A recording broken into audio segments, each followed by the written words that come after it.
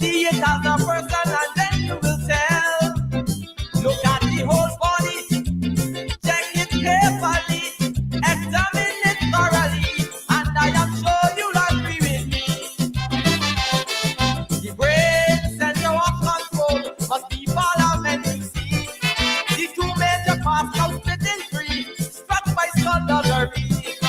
The eyes looking all around customs, coast guard, immigration.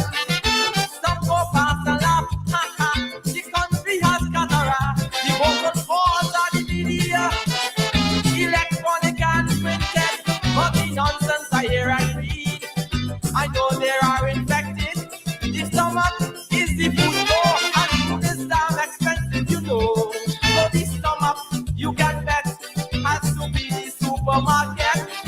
The heart, high right, has to be our central bank, pumping blood all over the body.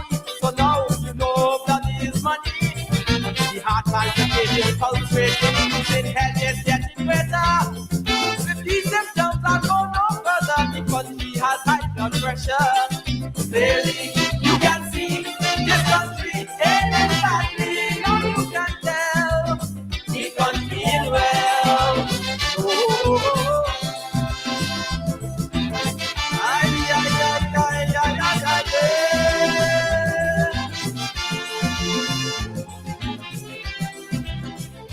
oh.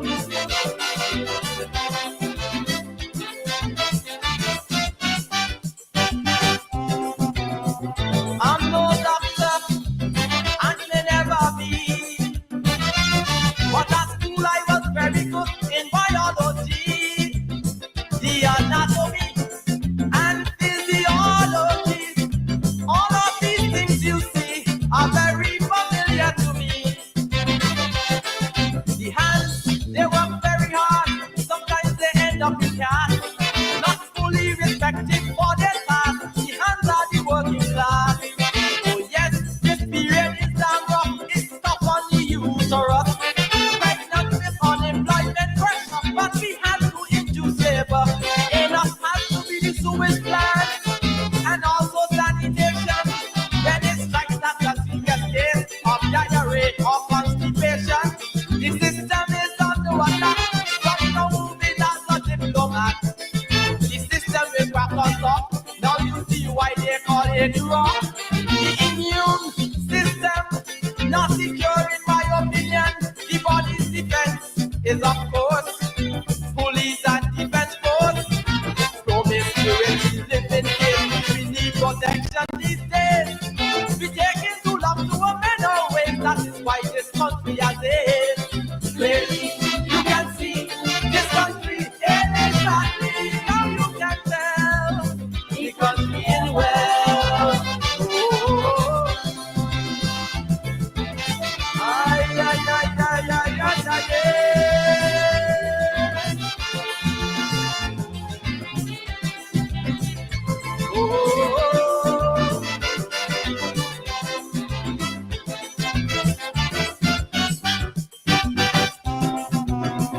you may wonder, how can it survive? Can somebody who is so sick stay alive? It's a miracle that the good Lord is performing. We have to give thanks and praise, cause somehow we are surviving. The bones of the skeleton, the framework of the body, come together cause the governments are gone. There's no love, there's no unity. The skin, 90% black, without the spots all over. Psychological medication, you look, we don't like our own color. The body has malignant cancer, and also a life so. Colonialism and slavery still tormenting us like before. Defeat our transport system, a staircase of rheumatism. They run out the hell they like. Some days they don't move for spine. The spine has to be our tourist industry, backbone of the economy, so we can be paralyzed easily. The body surviving, but really ain't bending over its face. It needs support to stand strong again, but cannot depend on its case. Clearly,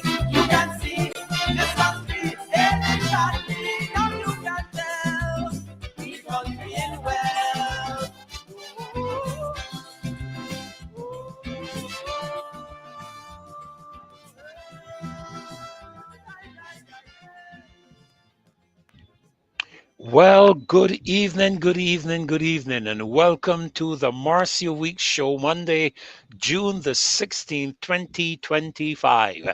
And what a pleasure it is of mine to welcome all of you that are joining us tonight from wherever you are, from around the world. Wherever you're joining us.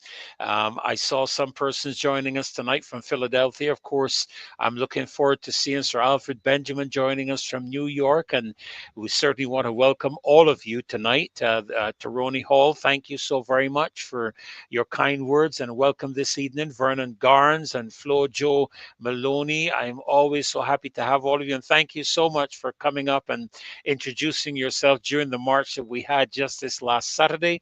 Vernon Garnes and Judy Jilts, welcome. Cedric Strawn, Queen D, thank you for being here again tonight. Without you guys, this show would not be the success that it is.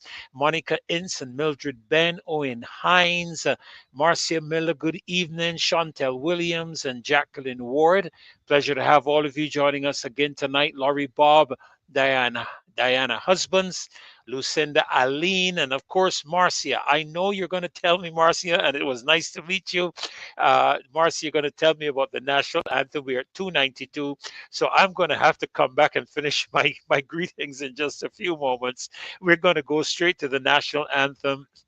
And I know you're going to enjoy our national anthem. And of course, immediately following our national anthem, we're going to have our national pledge. So I'm going to turn right over to Dave for the national anthem of Barbados.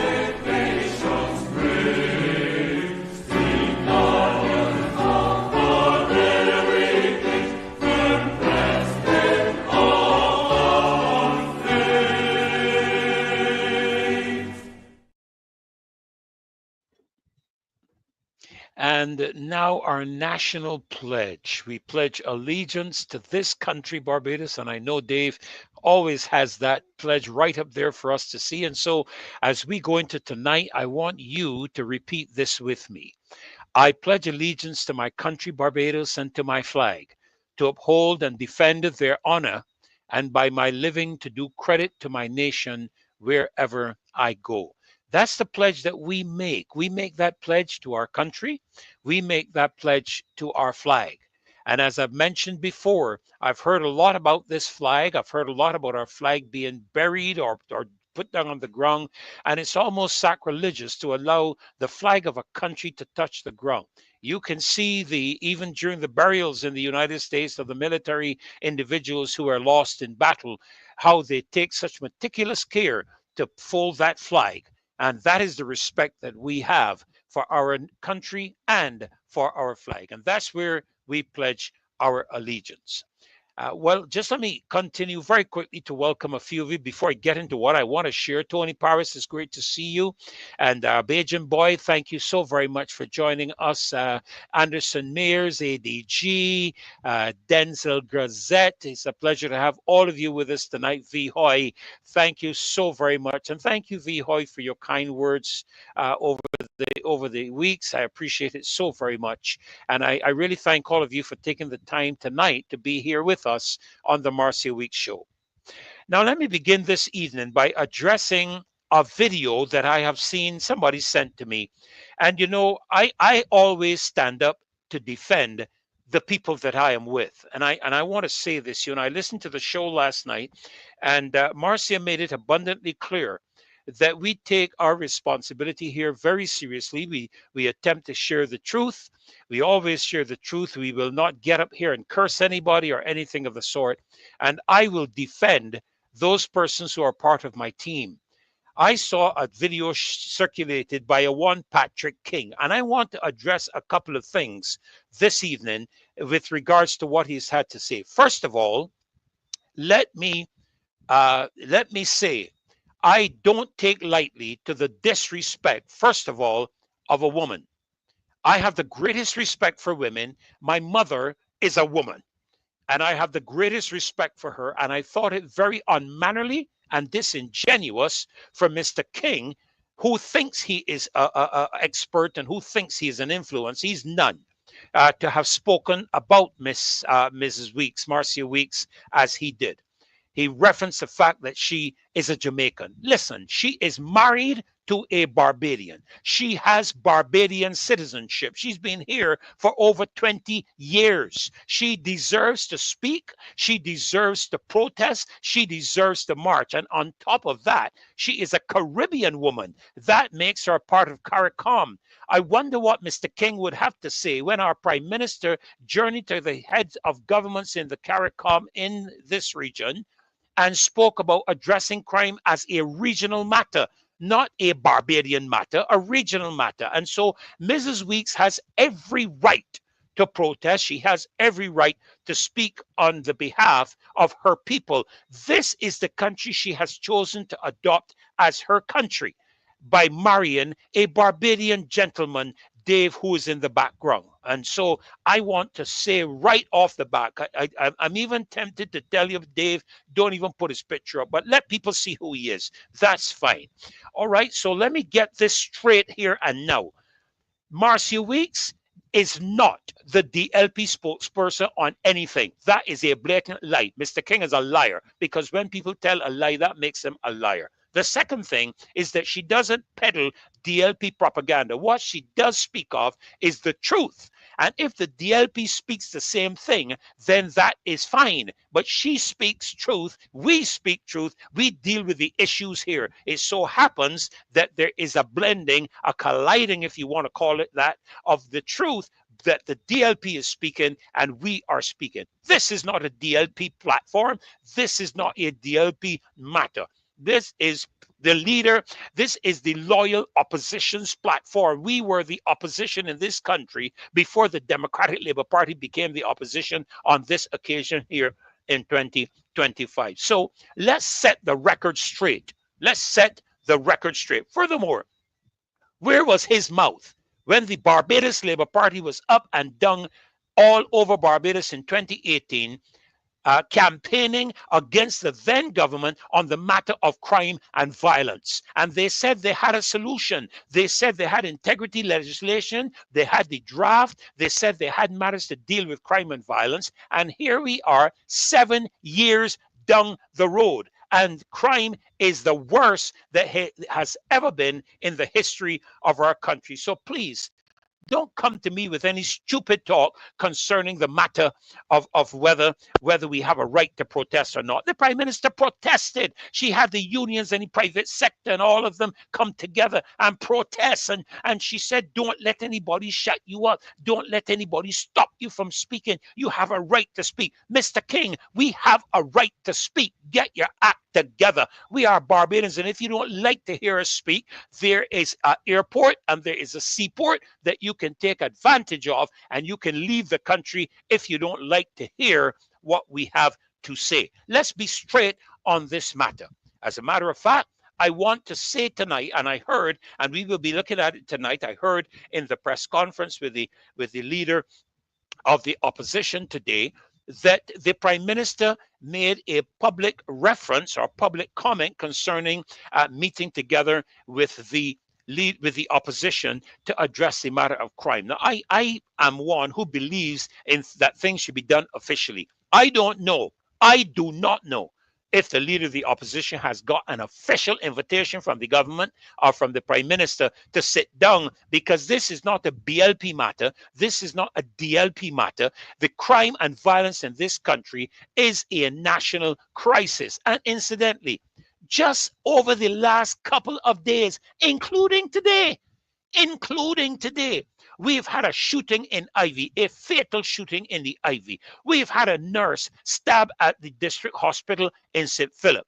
We have had a robbery at Haywards in St. Peter, where a ex-teacher exercising her right of freedom of movement was attacked. We have 2 young ladies held up at gunpoint in Wanstead. We have a shooting today in St. Michael's Row. We have a teacher attacked at the Frederick Smith School. We have a fatal shooting in the Constitutional Terminal in Bridgetown. And I can't say it is anything to do with suspicious activity, because the police have not referred to it. But we had a body that was found on Saturday morning floating in the Careenage. Folk, this has got out of control. And I'm reminding you again tonight, the World Economic Forum has made it clear that the number one, and the reason I reference the World Economic Forum is because people think that you are peddling misinformation and false information. The World Economic Forum indicated that the number one responsibility of a government is the safety and security of its citizens. Number one, not number two, not number three, not number four, not economics, not finance, not sports, not agriculture, not tourism. Safety and security is the number one responsibility of a government. Having said that, can we honestly say that this government is keeping its people safe and secure?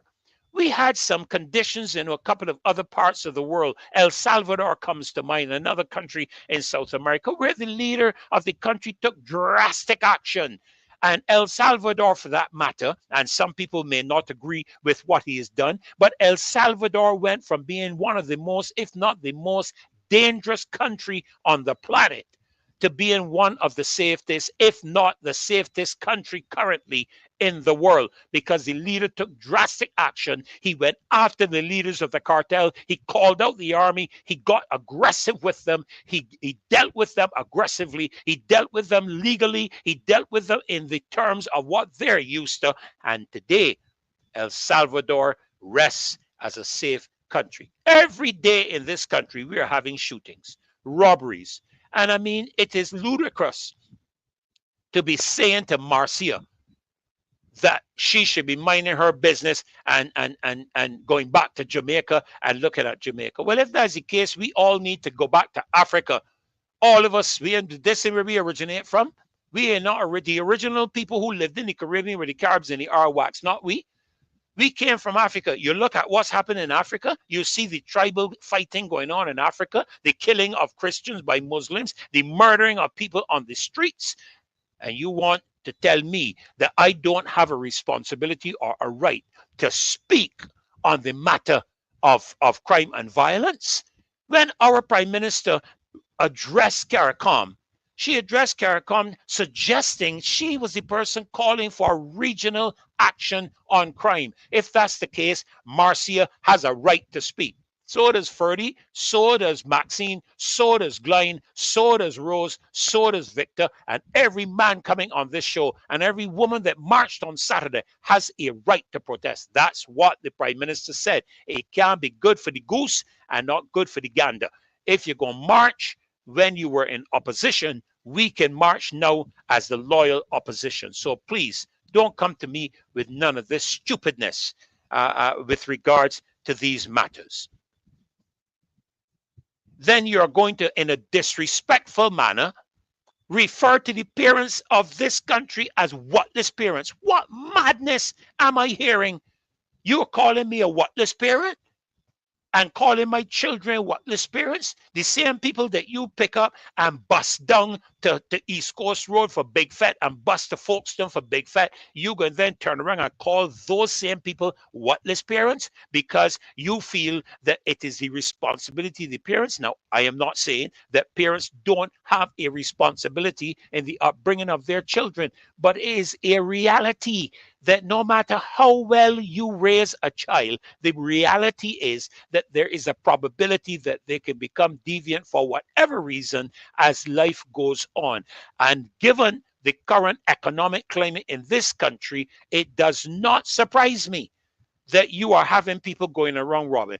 Where are the jobs? I hear about all these thousands of jobs that people are going to be having. I want to see you pick up just the ordinary fellas off the street and send them to the Hyatt construction site to build Hyatt. If you do that, I know I ain't going in the hotel at all. Because if the fellas off the street can go there to work, I am not going into it because it going to come down like a sandcastle on the beach. That is the reality. Those people who are working at Hyatt, at the construction of Hyatt, and all the hotels in this country that we are now going to be faced with all along Bridgetown, all along down Suhinck Street. All of those are going to be professional artisans, plumbers, masons, carpenters. They don't just pick them up off the street and carry them and give them a job. That doesn't happen.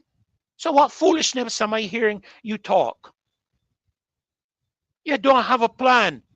That's the problem. You don't have a plan. And because you don't have a plan, that's one of the reasons you can't address the matter. And I am going to leave it until later in the show when we are engaging another aspect of what we're going to be sharing tonight for us to be dealing and addressing and commenting on the reach and the power of the Prime Minister or lack thereof or abuse thereof. We'll be talking about that in just a few moments. I want to make it very, very clear. We elect a government, and the government's responsibility is to ensure the safety and security of its people. Now, I want to make a point here. When you are on the campaign trail and you are doing your canvassing and whatnot, you are a campaign, what do you call them again? You are a candidate for the party, BLP, DLP, APP, or whatever it is. From the time you enter them parliament doors, you stop being a representative for the BLP. You are now a representative for the constituency, all the people in the constituency. The problem we have in Parliament is that 99% of the people inside there don't know who they're in there to represent. You're in there to represent the people of the constituency. And so you cannot speak on a matter to do with the BLP or the DLP. You are there now to represent the people of your constituency. And that is why I will advocate that once you go into Parliament, the main meetings that must be held in constituencies should be constituency meetings, not BLP or DLP meetings. If you want to have them, fine, no problem. But as the constituency representative, you should be meeting with the constituents in your constituency to hear what they feel concerning your performance, your activity, and your function. That is what you should be doing. And I am telling you right now, these are some of the changes that have to dramatically occur where this country is concerned. We need to stop. We need to stop this foolishness of BLP and DLP when you hit Parliament. In Parliament, you are there as the government of the country. In Parliament, you're there as a representative of the constituency. You should be doing what is in their best interest, and it will be the people of the constituency who will put you in the balances, weigh you, and if they find you wanting, they will remove you. And that is the privilege that every Barbadian has. And so I want to advocate for radical reformation when it comes to these matters. Radical. Do away primarily with these party constituency meetings, unless you have a meeting with your people who are responsible for your campaign office. Have a meeting with them. But when it comes to the constituency, it's a constituency meeting, not a BLP one or a DLP one. And I hope the opposition is hearing what I'm saying as well. So let me be clear tonight. Mr. King, hands off Marcia Weeks. Hands off the Marcia Weeks show. It would be in your best interest, because you are the man who had to run all over this country with your car trying to get away from the police and other people pursuing you. You were one of the most ardent critics of the current administration. Now, I'm not here to say, I cannot indicate that, and I can't say it here because, as you know, I am not going to put myself or this show at the risk of a defamation lawsuit. But I am saying to you, or asking you the question, has money changed your mouth? Because all of a sudden, you pontificating for the current administration, who you said on the same said videos that I used to watch you release, how you get him run down, and this body running you down, and the police running you down, and trying to get your car and get you out your car and all this kind of stuff, and you were a critic of the government. Well, I don't know what happened. I can't treat to what happened, but clearly something happened, and I'm not here to say what it is, but I think in Barbados, we know all too well what has happened. I am going to leave that there and move into the next segment of the show with a good friend and colleague of mine, whom I have not seen for a little while. I'm just waiting for him to enter the green room and to make sure his camera is on. I'm just waiting for a confirmation that I can go ahead and welcome him in and bring him into the show. And until I get that, they'll let me know in just a couple of minutes. But clearly, folk, we have to do something in this country as a country. Prime Minister should be coming to the people, not with any threatening conversation and foolish talk. Come and listen to the people. Eat humble pie. And come and sit down. Not come and sit down with a whole brood of authorities at the table to intimidate the people so the people can feel frightened to get up and say something. As a matter of fact, what you should probably do is sit on the front row. Don't even sit at the table. Call a neutral person to be the chairperson of the evening, and put the microphone out there and let the people talk. Let the people talk. If you want to give questions to persons, give the questions to the chairperson of the meeting. Sit down on the front row so nobody is intimidated by your presence that you often bring to the table by sitting at the front of the table, as you have always done, and you don't hear a single person on your left or your right say a word. You don't hear the Attorney General say nothing. You don't hear the Minister of Health and Foreign Affairs say nothing. You don't hear nobody say anything. You're the person who speaks. Well, sit down and shut up and let the people talk, so that you can put together some kind of policy for the safeguard of this country. Well, I see that Mr. Newton is in the green room and seems to be ready. Nigel, just give me a thumbs up so I can know for sure that you are hearing me clearly, and I can bring you into the room. If you can just give me that thumbs up, and I will just bring you right in. I see the mic is open, so I'm bringing you in, sir. Good evening, Nigel. So good to have you with me tonight. I have missed having you on the show with me. I have followed some of your comments throughout the evenings that I am not hosting, and it's a real joy and pleasure to have you joining us at this time that our country needs all of our help. Welcome to the Marcy Week Show. Well, thank you very much, Dr. Nichols.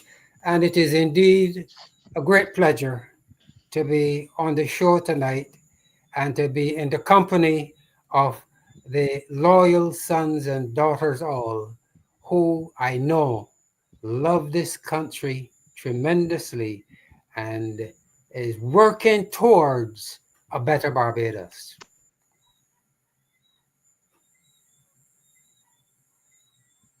Yes? Yes, sir. So we know that you're going to be sharing some things with us. I think you have a video that you wanted to share with us as you go into your segment, and I hope Dave has that set up and can go. But over to you, sir, so that we can be educated again tonight, because that is what this show is about: education, activation, motivation, a number of different things. So go right ahead, sir. Yes. Well, the video will come right away, and then I will go on. Yes, sir. Yes, you go ahead. In recent years, the idealized, romanticized picture of Columbus has begun to be reconsidered. The evidence for this revised view comes mainly from Bartolomé de las Casas, who was a contemporary of Columbus and who himself witnessed the scenes on Hispaniola, which he describes in the following passages. The Indies were discovered in the year 1492. 49 years have passed since the first settlers penetrated the land, the first being the large and most happy isle called Hispaniola, perhaps the most densely populated place in the world. There must be close to 200 leagues of land, and all discovered was a beehive of people, as though God had crowded into these lands the vast majority of mankind. And of all the infinite universe of humanity, these people are the most guileless, the most devoid of wickedness and duplicity, the most obedient and faithful to their native masters and to the Spanish Christians whom they serve. And because they are so weak and complaisant, they are less able to endure heavy labor and soon die of no matter what malady. They are also a poor people, for they not only possess little, but have no desire to possess worldly goods. They are generally naked, with only their pudenda covered somewhat, and sleep on a kind of matting or else in a suspended net called hamacas. They are very clean in their persons, with alert, intelligent minds, docile, and open to doctrine, very apt to receive our holy Catholic faith, to be endowed with virtuous customs and behave in a godly fashion.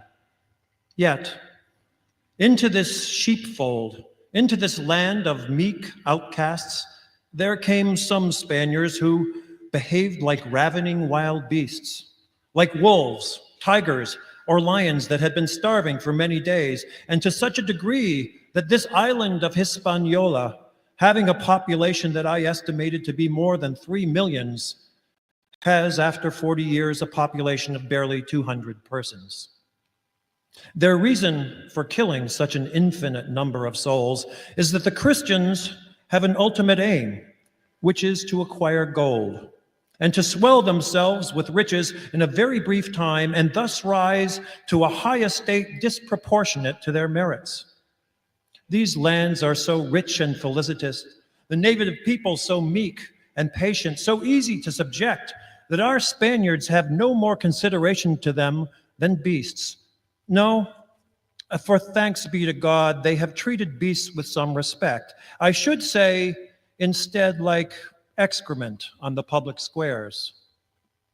The Indians began to seek ways to throw the Christians out of their lands and took up arms, but their weapons are very weak and of little service in offense and still less in defense.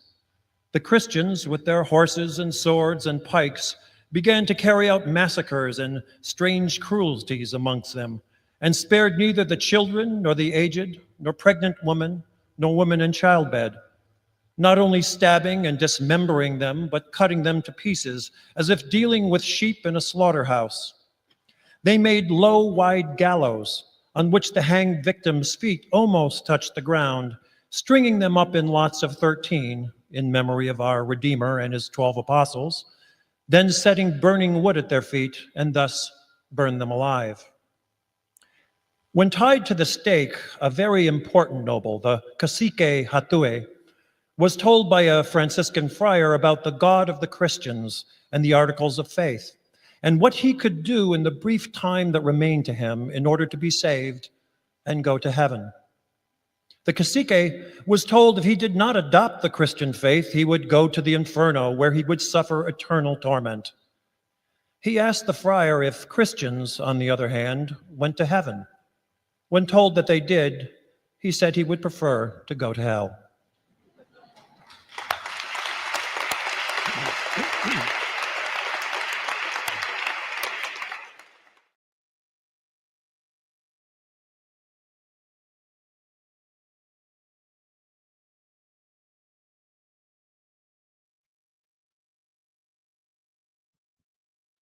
Yes, sir. Yes. A very interesting video. Your mic is muted. Yes, Dr. Okay, Nichols. there we go.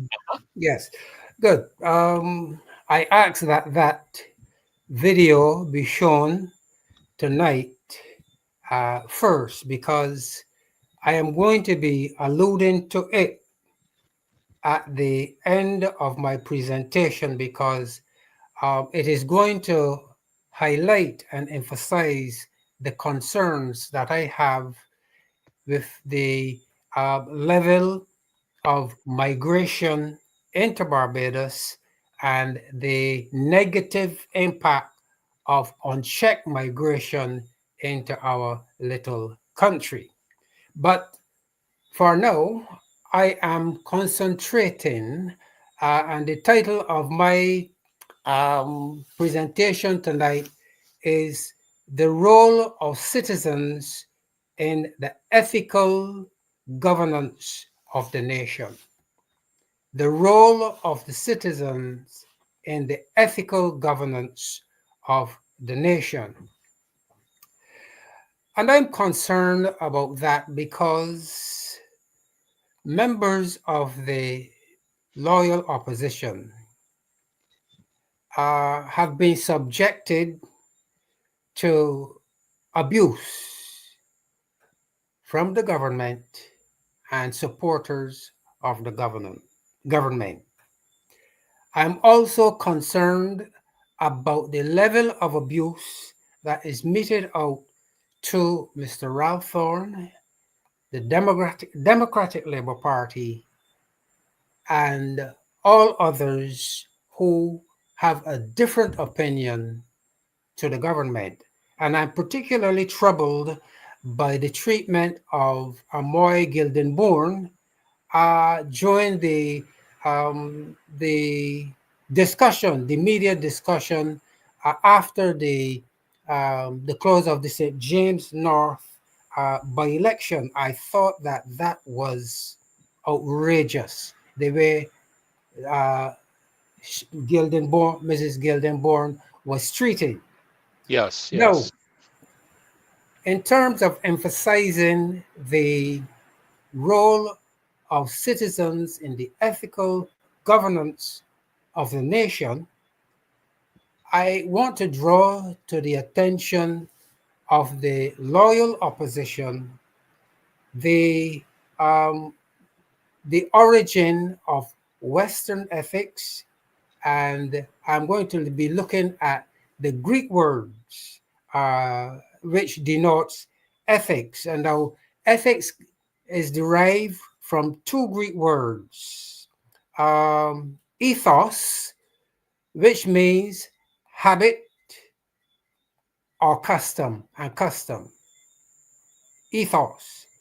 And the second word that is that to be used is ethikos, ethikos,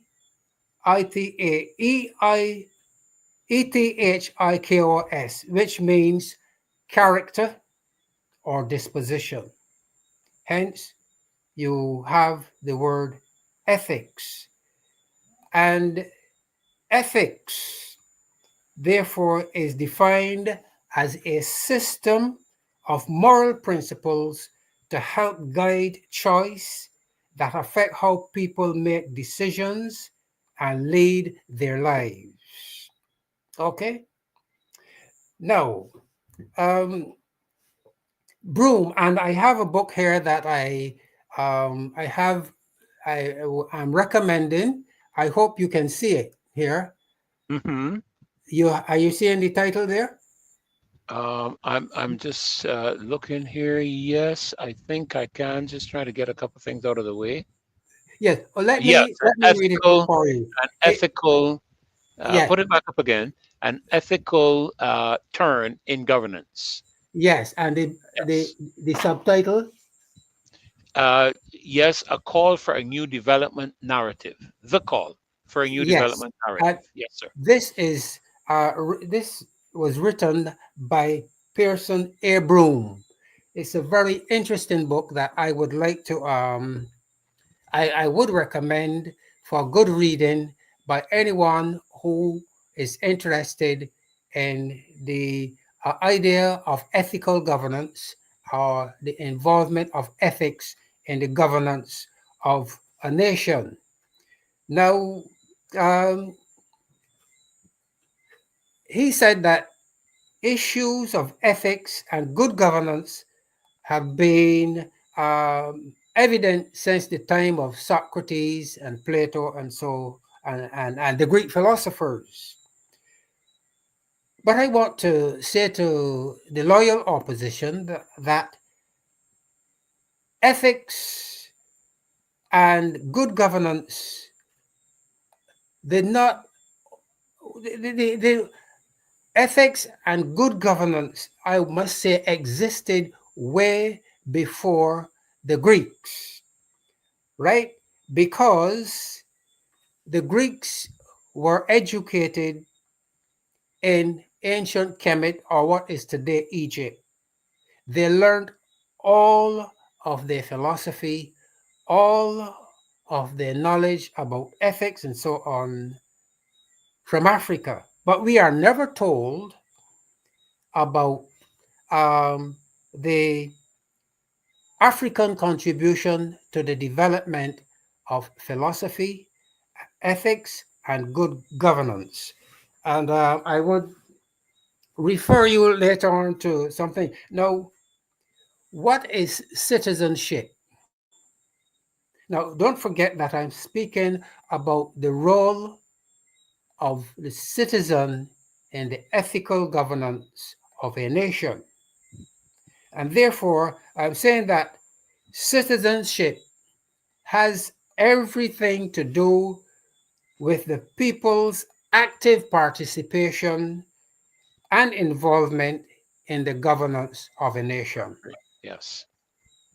Okay? The citizens' role in the governance of the nation does not and will not diminish or exclude the role of the government in the nation, because there is a place for government in the development of a nation. But when I emphasize the role of the citizen in the ethical governance of a nation, I am not in any way uh, denying the right of the government to participate in the management of the nation. Now, what then is the role of the government? According to the book that I showed you there just now, written by Pearson A. Broom, and he is referring to Plato, who is saying that the government has the responsibility to enforce law and to resolve disputes among citizens through deliberations about public policy. That is the role of government, okay? To um, resolve disputes between the citizens, okay? And disputes like, for example, now let me give you a couple examples as to where there is tremendous dispute between citizens or the citizens concerned You have, for example, uh, the right to freedom of speech. Okay? But our right to freedom of speech is now being threatened by the cybercrimes bill. All right? Then you have government housing policy, which is of grave concern to the citizens of Barbados, particularly because of the Hope Project, which is the epicenter of massive corruption in Barbados. Then you have the obstruction of the Public Accounts Committee, and then um, the denial of the right to vote. Okay, uh, that occurred particularly during the COVID-19, Yes. the vaccine, Yeah. the During the pandemic. pandemic. During the Right, pandemic. right. Yes. Now, let me draw on Aristotle now. Aristotle argued that there is an intimate relationship between politics and ethics because human beings, and I don't necessarily agree with him, but he said human beings are social and political animals. I don't like that part. And they must, yes, I Social don't and like that part. We are social, not social animals. and what? Social and ethical animals? Yeah, social Okay. and political animals Political animals, sorry. and must live as such by participating actively through influencing public policy. But I like the idea that as citizens, we are to participate in influencing public policy such as housing, and we have a right to object to the Hope Project. We have a right to object to the cybercrime bill and any legislation that the government may attempt to introduce which will contravene our natural human rights, right? Now, Aristotle also noted that the relationship between politics and ethics required ethics is required from both politician and citizen. Both the politicians and the citizens are required to behave in an ethical manner. Okay? And he said, and he based that on the maxim, the ruler is always better when the ruled is better. And Pearson Broom explained that good governance changes ordinary people's lives for the better, and that good governance is better when the people are better. And I want you to juxtapose that with the behavior and the attitude of the government towards Barbadians. Nigel, the reason I'm laughing is, of course, from my reverential position, there is a verse that says, "When the wicked rule, the people groan, but when the righteous rule, they rejoice." So Mhm. I think we would be synergizing within the context of that, which you have just spoken. Yes, and he further stated public officers are required to make deliberations and perform actions that are directed towards the common good so that Mm, all people may flourish. Now, let me mm. pause there a little bit. Any of you can tell me emphatically that the government is acting in a way that would cause all people to flourish? Can You you know, say that? just today, Nigel, I mentioned to someone that government's responsibility is a facilitator to put in place the legislative aspects and the different criteria that people can succeed in what they go to do. Just today, I shared that with someone. Yes. So public officers like the Prime Minister, the Cabinet, Parliament, Judiciary, and all senior civil servants, in fact, all civil servants are accountable, must be held accountable for their action. Okay? Citizens must therefore know their rights and know that they are morally obligated to participate in all democratic events. And he said, including voting. Yes, yes, He very said that, important. and I'm making the analogy, so I'm bringing home the analogy soon. Yes, yes, Citizens who abdicate, or, Beijing's got a fancy of saying, well, I'm not voting because politics dirty, politics yeah, corrupt, and yeah, politicians ain't no good. That's an attitude in Barbados. yes, yes. But Pearson Broom is saying that citizens who abdicate their responsibility to hold politicians and government accountable are blamed for poor governance. So I hope Okay. those who are saying that they are not voting and they're done with voting and politicians dirty and blah, blah, blah, I hope they take note of that. Could you Okay? repeat that, Nigel? Repeat that so that everyone can hear it again. Repeat that. Yes. Yes. Now, Pearson Brooms and Plato and Socrates, and Pearson Brooms in his book, The Ethical Turn, he said, but public officers are required to make deliberations and to perform actions that are directed towards the common good so that all people may flourish. Okay? Um, good citizens also, good citizenship, you are responsible for holding the public officers accountable, and public officers such as the Prime Minister.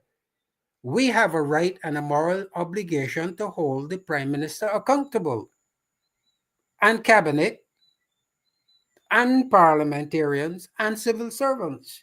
Okay? So that if we refuse to do that, then we will be liable, or we will be responsible for poor governance in the nation. As a citizen, all of us have a moral obligation to support and uphold the law, to conduct our deliberations and actions in a manner that is consistent with good citizenship. These are our responsibility.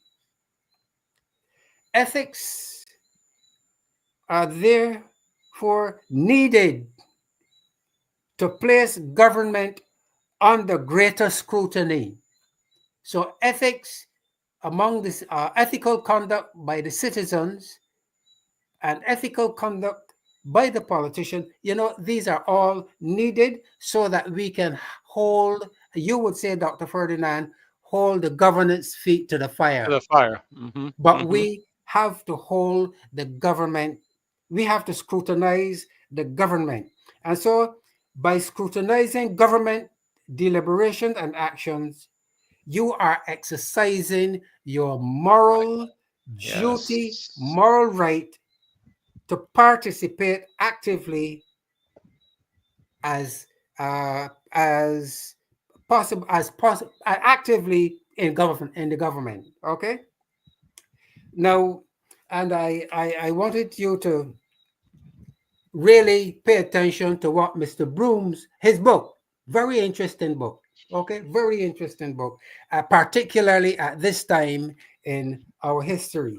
So it is against that backdrop, Dr. Nichols, that we are to ponder the devastating impact of foreign invasion and conquest of indigenous people. And go back to the video that we had at the beginning of the show, my Mm-hmm. presentation, Mm-hmm. Mm-hmm. where now the indigenous people, and this was in Hispaniola, the indigenous people, and you recall how Father de las Casas described them as gentle, not Mm-hmm. greedy, and so very beautiful people, very wonderful people. They had their own cultural values, their own system of governance. They needed no police, nothing of the sort. They were living, as I would say, in a paradise. But then the invaders came in, and within a very short space of time, the Arawaks and Caribs, or the Indians, according to them, they were all wiped out and were just a few. Now, I am saying, Dr. Nichols, that we in Barbados are faced with a similar situation. Well, Nigel, our heading. I mean, we only have what? Just have about 4 minutes left. But Yes. our subject for tonight is, where is our paradise? Where is our Where is our paradise? You just spoke about there. We're living in Hispaniola in a paradise.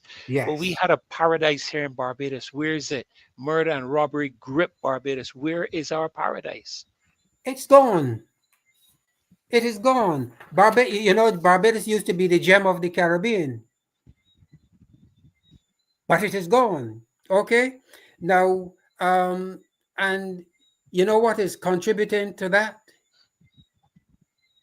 The government's sale of land to foreigners and the Mm, gifting or the vesting of the lands at Gemmett's Lane to the African Exim Bank.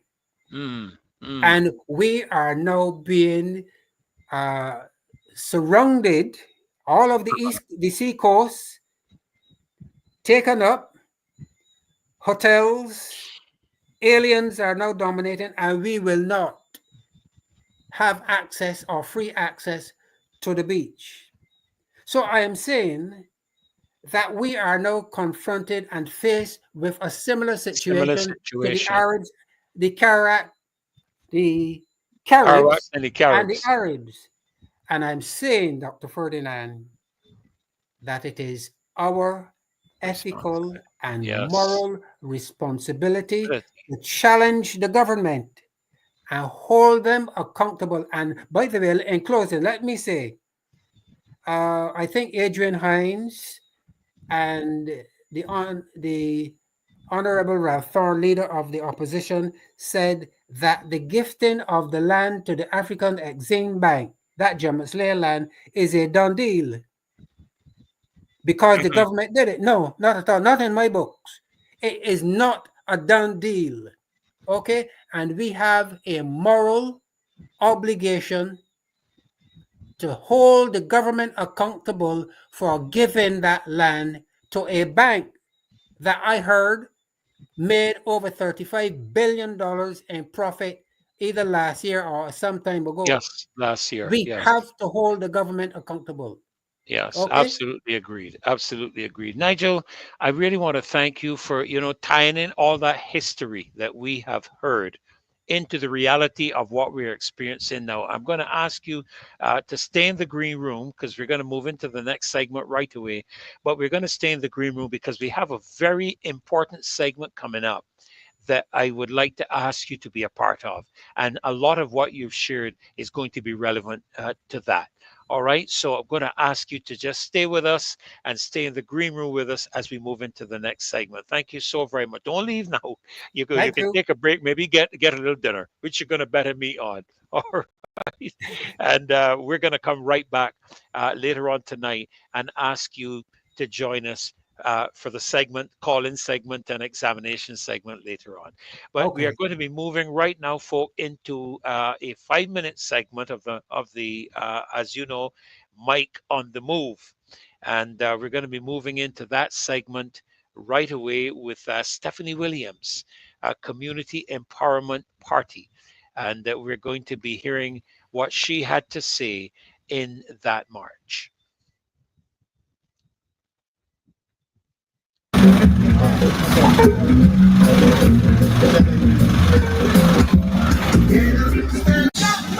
We demand stronger law. Going to help. We Don't go for you. We stop crime. The government of Barbados needs to put radical initiatives in place to help curb crime in Barbados. And who are the persons that we are seeing committing the majority of crime in Barbados?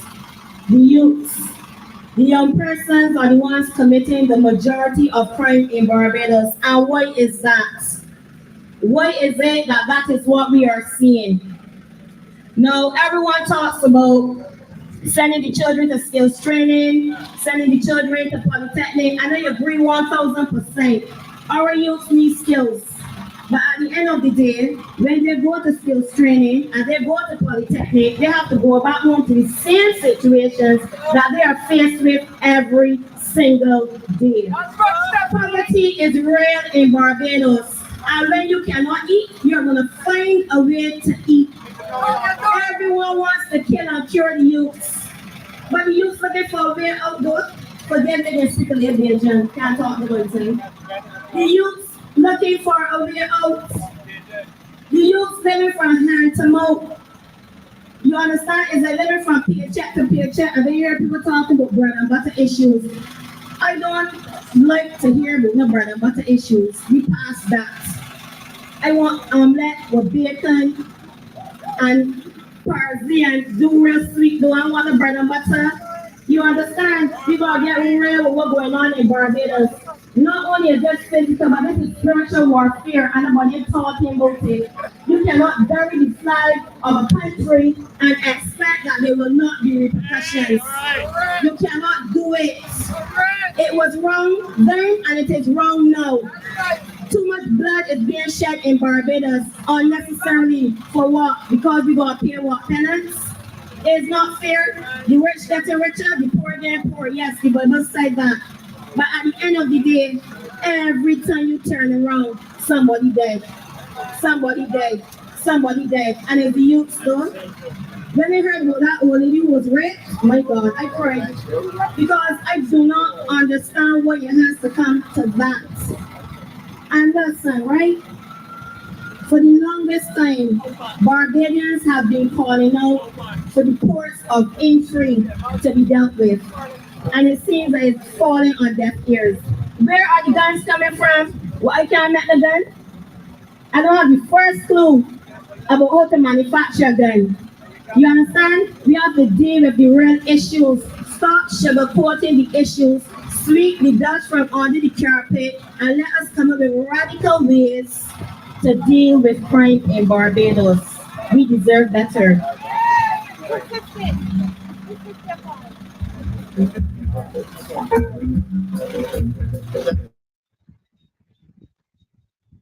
We had a tremendous march on Saturday, tremendous march. Don't mind what anybody says. You know, I keep reminding all of you that it was not the 1/10 of the iceberg that sank the Titanic. It was the 9/10 that the captain did not see. And you may see 70, 80, 90, 100 people on the street.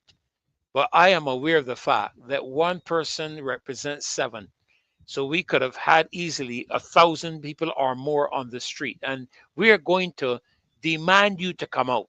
Really, I'm going to demand you to come out and support the march. It's time you stop just talking and put some action to your words. We are having on some occasions over 1,000 people here on the show. And you know what happened in that march? Do you know that there were people who actually flew into Barbados for that march? We had a couple that flew in, went from the United States to Panama and heard about the march on Saturday. And instead of going straight back to the United States, they flew in from Panama to Barbados to be in the march. So we here, living here, should be capable of joining these marches. They are for a worthy cause. Remember what Mr. Newton said just now. The citizens are the people who have an obligation. We have an obligation to hold the government's feet to the fire. We as citizens must participate in influencing public policy. remember this. I heard somebody some time ago talk about how the government don't come to the people and ask them anything. We've never done that. Well, times have changed, and we are demanding the government involves the people in public policy. And I know that this young lady I'm bringing on now out of the green room is going to agree with me. Good evening, Rose. It is so nice to have you joining me again on the show. I get the privilege of having you. I don't know, Marcia. Anyhow, I can leave that. I can just leave that. You, yeah, I can just leave. Welcome, Rose. It's so nice to have you joining us again tonight. We're going to have a great evening. We have some things upcoming, but of course, we want you to share your segment with us and share with us what is on your heart regarding where we are at the moment in Barbados. Where is our paradise? We just had a tremendous presentation there by Nigel. I almost called him Dr. Newton. I don't think he would object if I did that. But with Nigel, drawing the parallels between what happened back in the 15th century to what is happening today. And so we want to welcome you for what you are going to educate us with on this show tonight. Thank you so much. Thank you for your welcome. And good evening to you. Always a pleasure to share space with you. And also, good evening to the loyal sons and daughters all, firm Yes. craftsmen of her faith. And I've got quite a few things. Marcia had asked me for a topic, and to be honest, I just could not get my head wrapped around a topic at all. And I see that there's a caption here, but as I was preparing, I came up with follow the leader. And that's what I'm going to look at. And it is continuing on the theme of crime and violence and public safety. And I am going to be speaking directly to the Prime Minister, the Honorable Prime Minister, Madam Mia Motley. I give her her due respect. And I'm reminded by, and I recall his name, Pastor Paul Leacock, who, in a conversation we had last week, he said, remember Nebuchadnezzar and Daniel.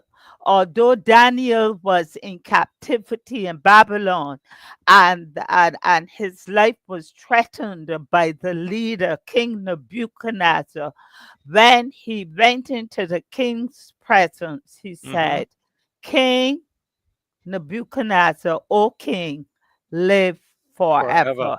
Yes. And I hold no grudges over the longevity or life of the prime minister. But what I do require of her is justice, transparency, good governance, and leadership. And so I'm going to address this whole thing of crime and violence and public safety at two levels, where the Prime Minister is found, where the Prime Minister is positioned. And I'm going to ask Dave quickly to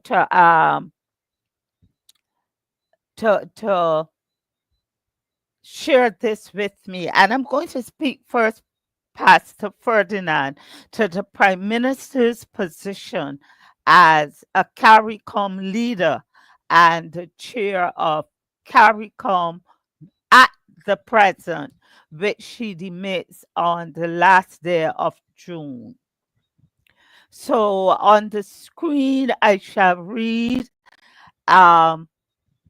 what I have here. Dear Madam Prime Minister, I made many attempts to write a public letter to you on crime and violence in Barbados. First, in your capacity as the Prime Minister of Barbados, and secondly, on the same topic in your position as Chair of CARICOM for the period 1st January 2025 to 30th June 2025. On the latter, I had intended to ask of you for updates on CARICOM's various declarations and positions on crime and violence in the region. When should I have done it? I asked myself. A good time might have been just before or during the last CARICOM heads of government meeting held here in Barbados, 19th to the 21st February 2025, for their 48th regular meeting.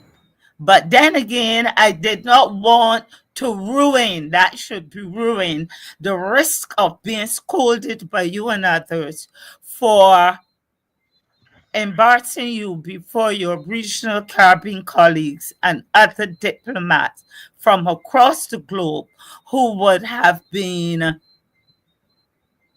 next slide, attending that conference. In a sense, I'm glad I didn't raise the matter after seeing how much you enjoyed yourself at the opening ceremony during the entertainment segment, as you proudly and happily showcased the culture and talents of Barbados, especially that of the Foundation School Steel Orchestra. I am not one inclined to rein in on any person's parade, and I respected your space then, respect you. I noticed from the communique on the CARICOM website that the agenda of that meeting under your chairmanship included matters such as food and nutrition security, climate change and the climate finance agenda, the ongoing challenges in Haiti, security issues, digital resilience, external relation matters, and the CARICOM single market and economy, CSME. Other issues such as maritime and air transport, West Indies, cricket, and reparations were included to be discussed. I did not notice any specific reference on crime and violence in the region, which I thought would be a priority on the agenda. Maybe it was encapsulated under security issues. Now may be a good time to ask you, since you'll be demitting the office of chairperson on June 30th, 2025. I do recognize that some of the events at CARICOM level on crime and public safety were before your assumption of chair. However, as a CARICOM leader, you were party to the declarations made by yourself and your regional counterparts. And I believe you should be called upon to update us, the Barbadian public, on the progress made with regard to the following. CARICOM statement made on crime and public safety after the inaugural symposium on crime and violence as a public health safety issue, and the declaration of the heads of government in Trinidad and Tobago on the 17th to the 18th of April 2023. CARICOM heads of government met in caucus in Georgetown, Guyana on the 27th of February 2024 to discuss the prevailing dire state of crime, violence, and public safety amongst its member states. Heads of government reiterated their firm commitment to the principles stated in and to the implementation of the actions set out in the Declaration of Crime and Violence as a Public Health Safety Issue. In reaffirming the right of freedom of expression and to public speech, CARICOM heads of government strongly condemned the development, presence, tolerance, or acceptance of violent, antisocial music and social media content that denigrate women and encourage or promote or support the use of violence, guns, and other antisocial behavior, particularly targeted to our youth. These are declarations, ma'am. What has been done? What mechanisms have been put in place to translate these declarations into strategies and actions? Did you pursue this matter with the necessary due diligence to your benefit and that of Barbados as we grappled with increased gun violence and crime that are negatively impacting on public safety?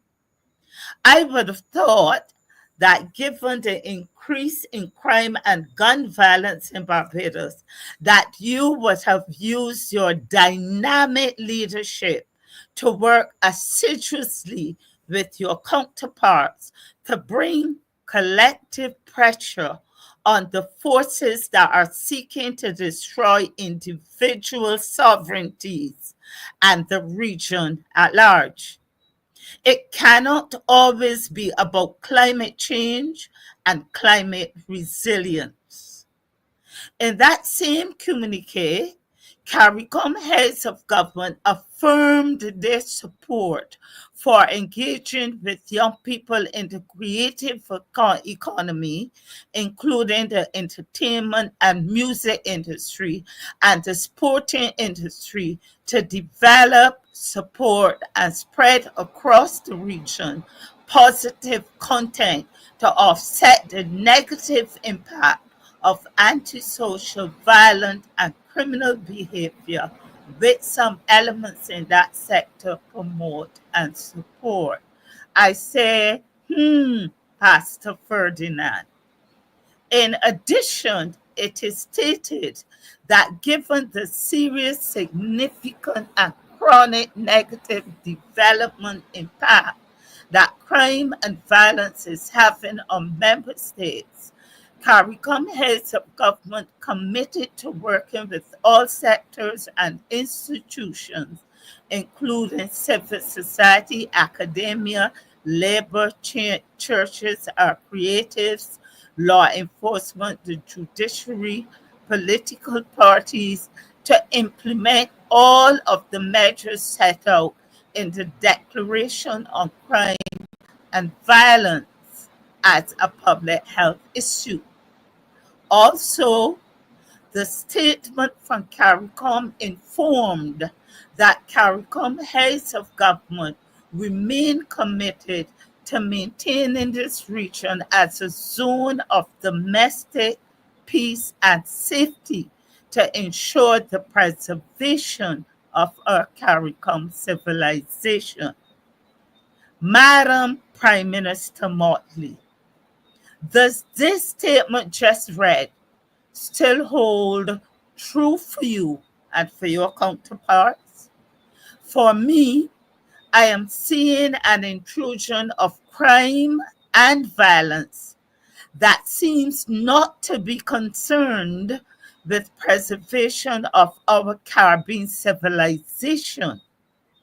And closer to home, for me as a Barbadian, the preservation of our Barbadian civilization.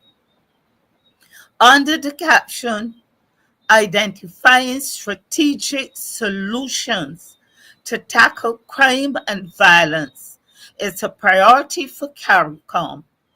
Dr. Armstrong Alexis, the Deputy Secretary General of CARICOM, during his address at the 47th meeting of the Council of Human and Social Development, held on Friday the 27th of September 2024 in Washington, D.C., expressed that CARICOM heads of government are prioritizing the safety and security of the region, working collaboratively to address the social determinants that contribute to many ills, including crime and violence, that adversely impact public health, families, communities, and individuals.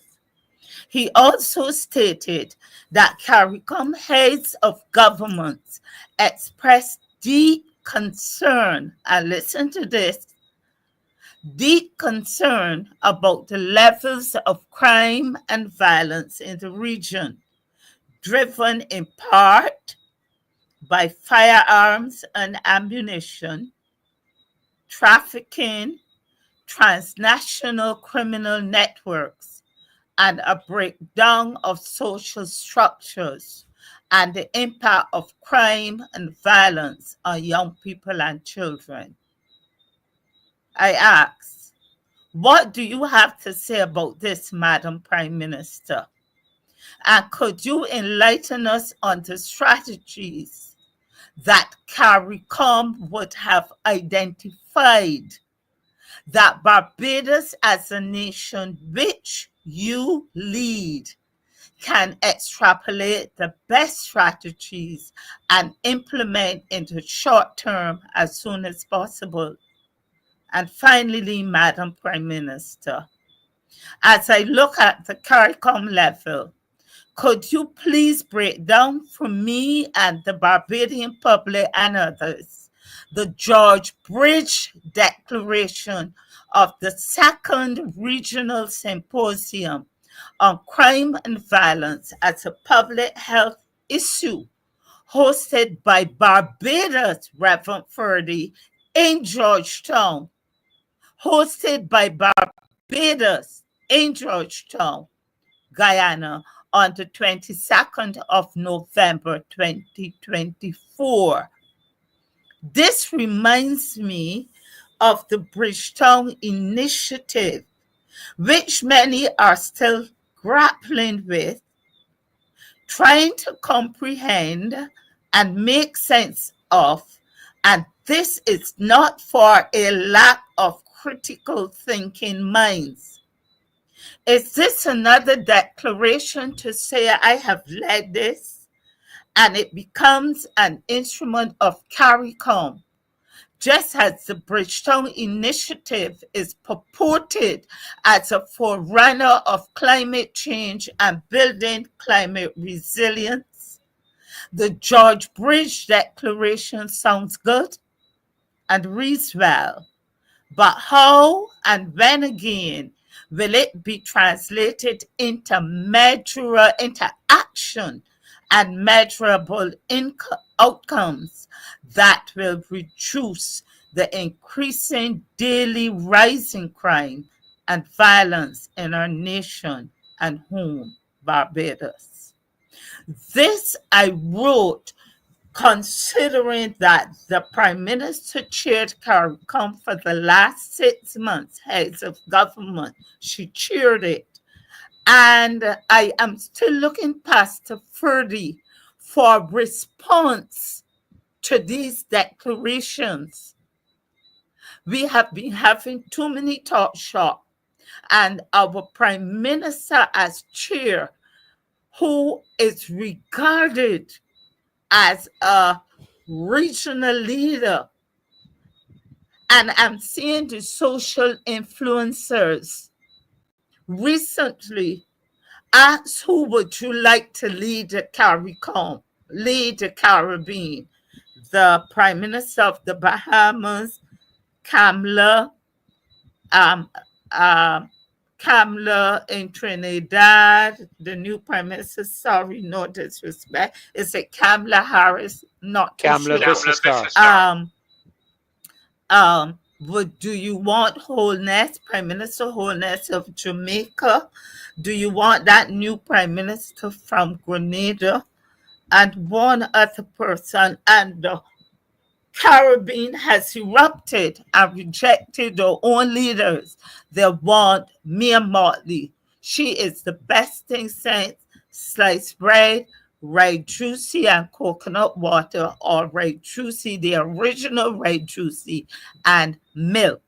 And these are the questions I posed. And let me quickly go into the second half, Dave, please.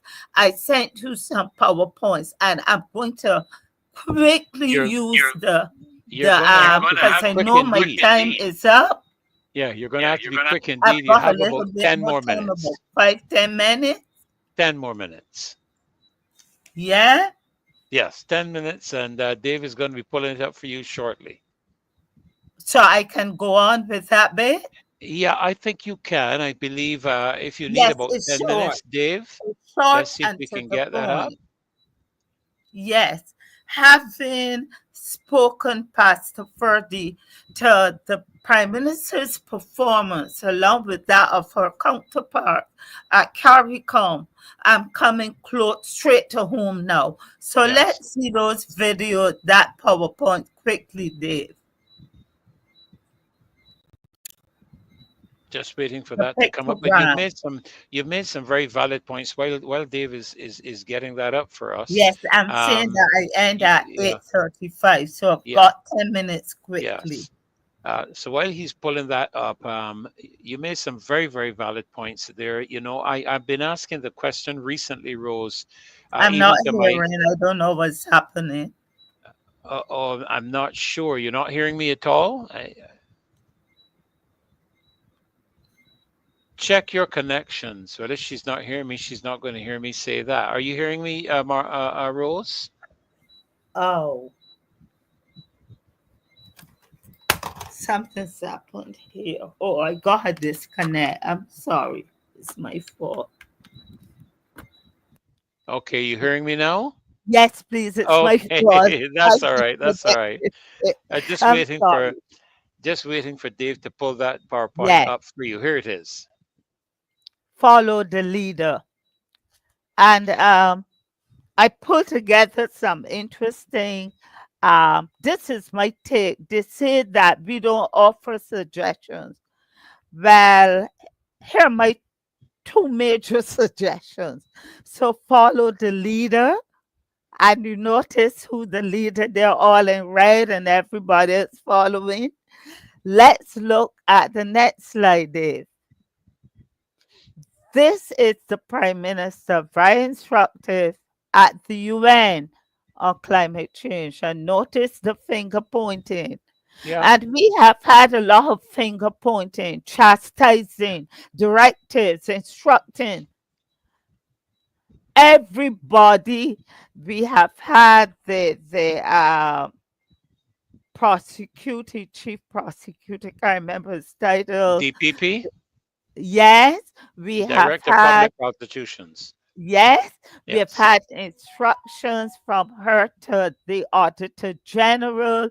The Prime Minister instructs, she directs, she instructs parents, she tells parents what they should be doing with their children. She's told the NCSA to get out in the community and talk to the young people. I worked with the NCSA in 1999. 98, 99, and I went out into the community with Cheryl Willoughby, who heads up the Criminal Justice Agency. I went out there with Wendy Greenwich, a community drug educator, Bumba Payne. I went out there with him, and we went into the community way back, talking to you.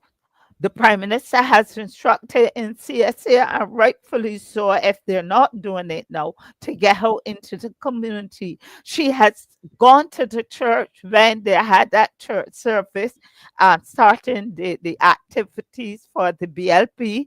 But we know that it was really a That's, launch of the St. James North by election, yeah. and Yeah. she instructed us there to get the children back to school, back to church, sorry. And we've been instructed what to do, and it's ad nauseum. And this is the kind of way that she relates to people wherever. And I'm asking the Prime Minister to use that in the following, and come to the other slides, please. And I'm not being disrespectful. Until you can get these youth here that we see walking the street, on public transportation, on the blocks, Lyman. Next slide. Next slide, Dave. Just as you were able to get the buses and bus the young people and their families, I saw down at East Coast Road 2 or 3 or a group of little primary school age children right up on the stage as that entertainment was going on, and it was into the night. And we know that buses were hired to transport, ferry their supporters in hundreds down to East Coast Road. Get these same buses, Prime Minister, go into your constituency, which is St. Michael East, I think. West, St. Michael West. West, Michael West. Get them on the bus. Next slide, Dave.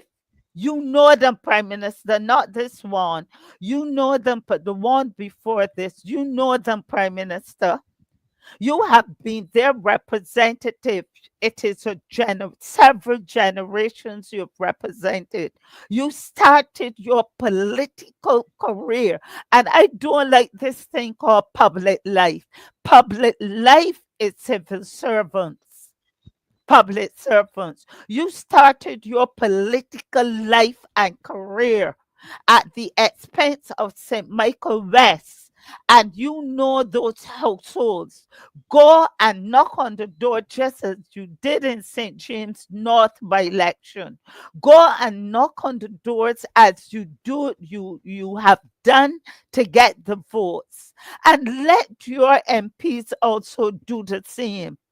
Knock on the doors, go into Like the that. street corners and wherever the young people congregate. Get the buses yourself and take them to places of worship. Preferably as a Christian, I would say take them to my Christian places and congregations of worship. But let's follow your lead. Stop telling us who are doing it Sunday after Sunday, using our cars, using the church buses to take young people to church, giving them bus fare. You let us follow your lead. Get those buses, the same buses that carried people to the St. James North meetings, and go on the block for those young people that I would have shown with their pants down under the bottoms, those who have the guns, those who have the drugs. I listened to you, Prime Minister, listing the different drugs that young people are using, and asking if the parents and guardians are aware of these drugs and that they need to get with it. You know these drugs. You know that young people are being affected by the use of them. Get the buses, tell them, hop on the buses and carry them, lead them to places of worship. Maybe then we'll be able to follow you. Next slide quickly, Dave, and I am wrapping up. I've just got a few minutes. You got These 2 minutes. these school children, get them on the bus also. And here is my suggestion. I've offered two. And these are hard. This thing costs the money. This doesn't need a consultation. Get those school children into zones. Into zones. Don't target the schools that are perceived as trouble schools. Zone them. Zone them. The Eastern Zone, the wherever. Bring them together in the gymnasium. I don't want the entertainment, just the national anthem, just the pledge, and some good music that would settle them. Not the latest ZR music, the latest vibe that they hear. Bring them into the gymnasium. And you, Prime Minister, just as you do to us, the adults, just as you do to at UN and all the other places you go on the global stage and I point like your that. finger at these young I people like and that. say, enough is enough. Go into your constituency and let your MPs do it and find out, you know, where these deviant behaviors lodge, and point your finger, smoke them out, face them, and challenge them to change. Until you do that, I will consider if you should be followed when it comes to crime and violence and public safety. Put action into your words. And this is what we don't want to see. Dave, pull up this one. This is the example, the last one with Lil Rick, please. That video, please. This is what our young people have been exposed to. Dave, do you have that one? I'll see if that might be it, but we'll see if he comes back with that. But Rose, let me say this, you Yes, talk about please. going out into the community in this manner. I like what you're saying. I like what I hear.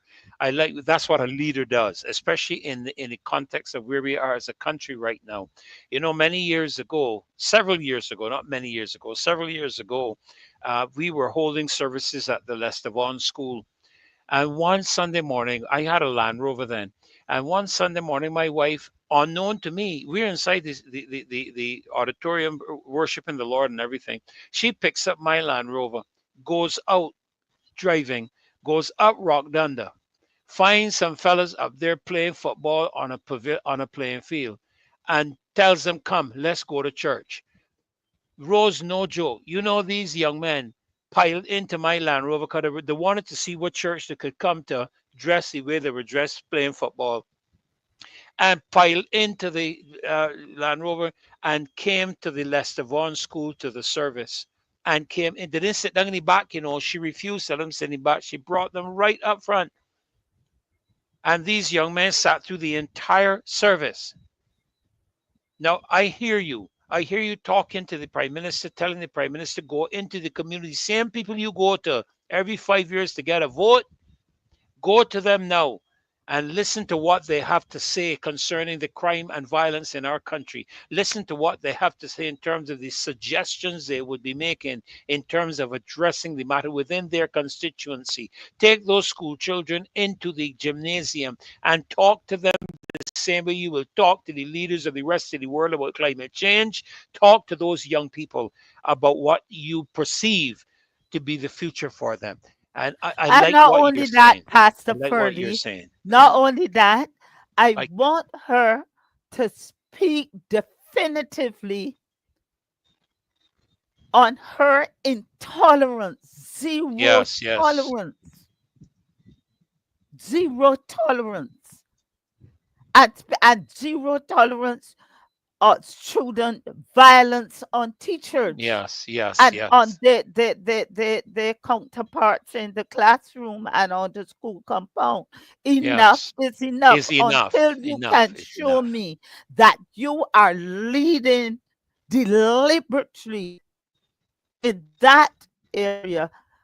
Stop the lot alone talk Talk. and stop Absolutely. putting Absolutely. pressure on the Barbadian public who live in Yes. fear and who are doing their utmost best given these circumstances. You know who they are. You fraternize, Prime Minister, we see it. And I want the public to see this is the kind of leadership that our young people have been exposed to. Dave, give me that little clip.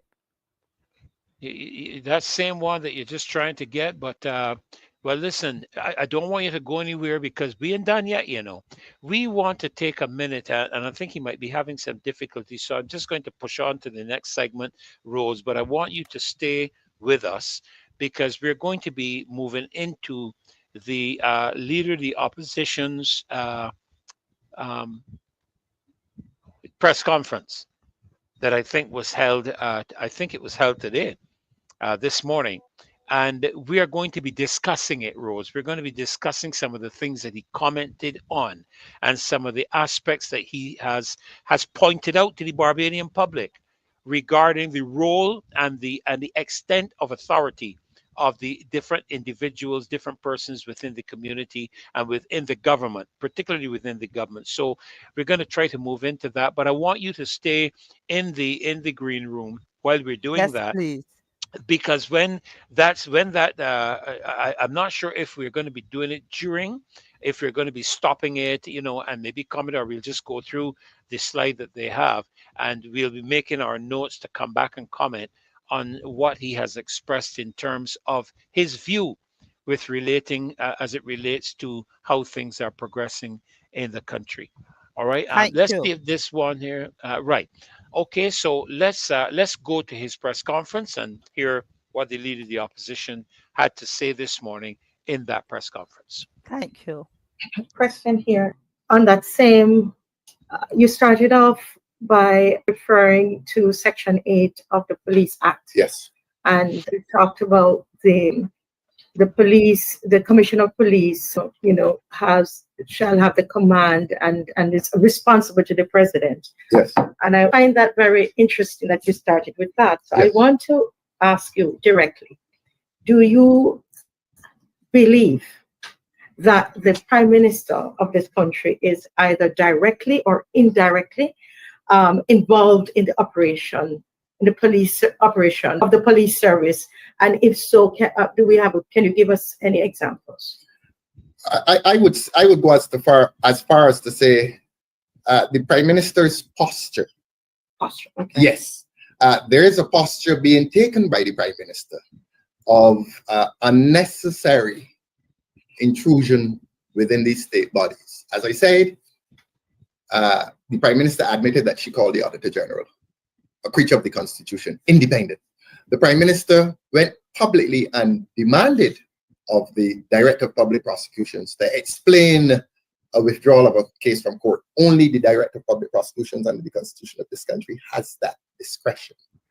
And the Prime Minister last week spoke as to matters operational within the Barbados Police Service. All that is an abundance of evidence which tells me that the Prime Minister is taking a posture. Can you give us an example of the operational matters that she spoke well, of? The Prime Minister spoke, well, the question of thing arose with the Prime Minister last September, and this was admitted to by the Attorney General in the House last week. The question as the true verification test.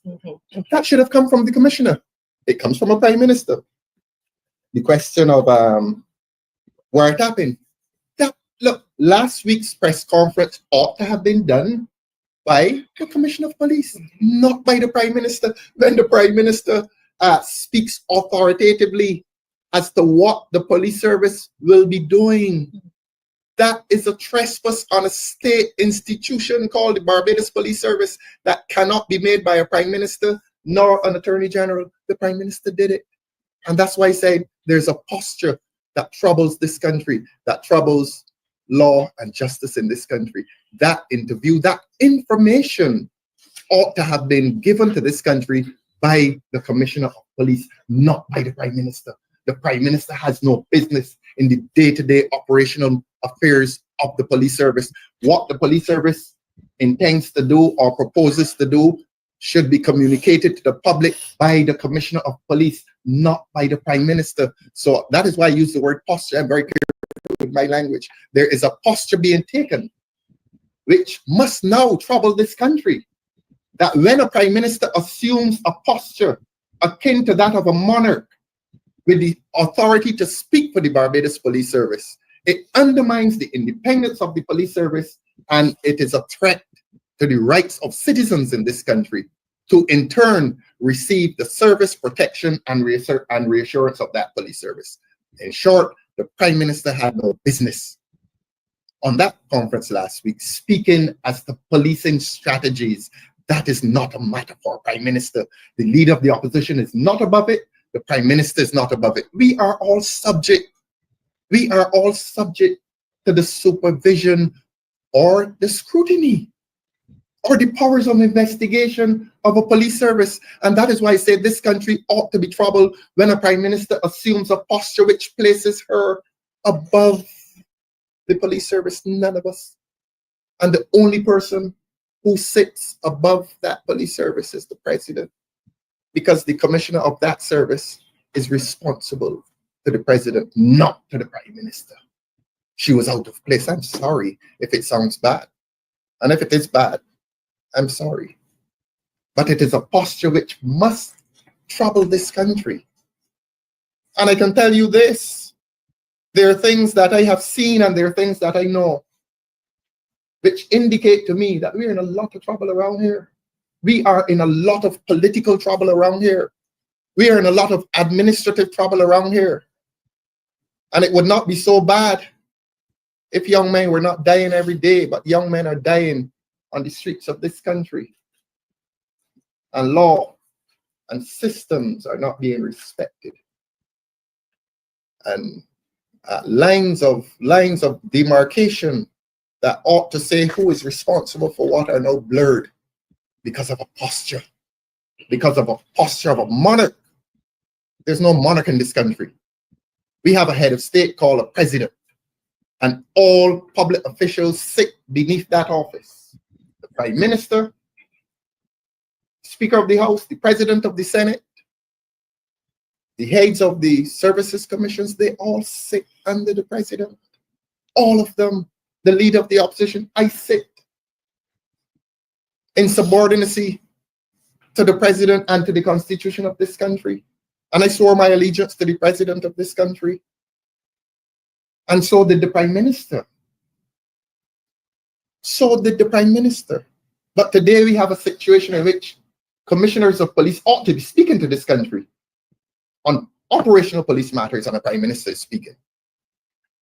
Is she above it? Oh, prime minister, you're not above it. You're not above it. And that is a dangerous posture. That is a dangerous posture. This country has one head of state. And that head of state is the president. Head of state. Head of all state institutions. Head of the prime minister's office. Head of the parliament. Above all state institutions. And that is disappearing because we have a voice in this country that assumes a posture of superiority over other state institutions. It must not happen. There must be constitutional rule in this country. And this Democratic Labour Party appears must be the party that takes this country genuinely into Republican status, because this government has had 4 years to do it. And I recently heard an Attorney General said it's not a matter of priority. It is not a matter of priority, but there is a lot of confusion now as to powers under the Constitution. Even the Prime Minister may be confused, because if the Prime Minister were not confused, she would not have said what she said last week. So everybody now in this country is confused. Who has what power? Who is directing the police service? Who speaks for the police service? Not the Prime Minister, not the Attorney General. As I said at the start, and I'm going to say it again, the Parliament of this country, I believe, voted $164 million for the running of the police service. But they do not run the police service. They do not. The Commissioner of Police shall have command and superintendence. Please remember Section 8 of the Police Act. Let law rule in this country. Let the rule of law mean something in this country, because the rule of law is being undermined. It is being undermined, you know. But we are not dying. People out there dying. Because law is not functioning. Because the police service is being undermined. Because the customs department in this country is not functioning in the way it should. And I ask the question again, how much contraband has been intercepted by the new scanner? It's only a question. I'm willing to take a truthful answer. I am willing to take a truthful answer. Let the government give a truthful answer. Thank you very much.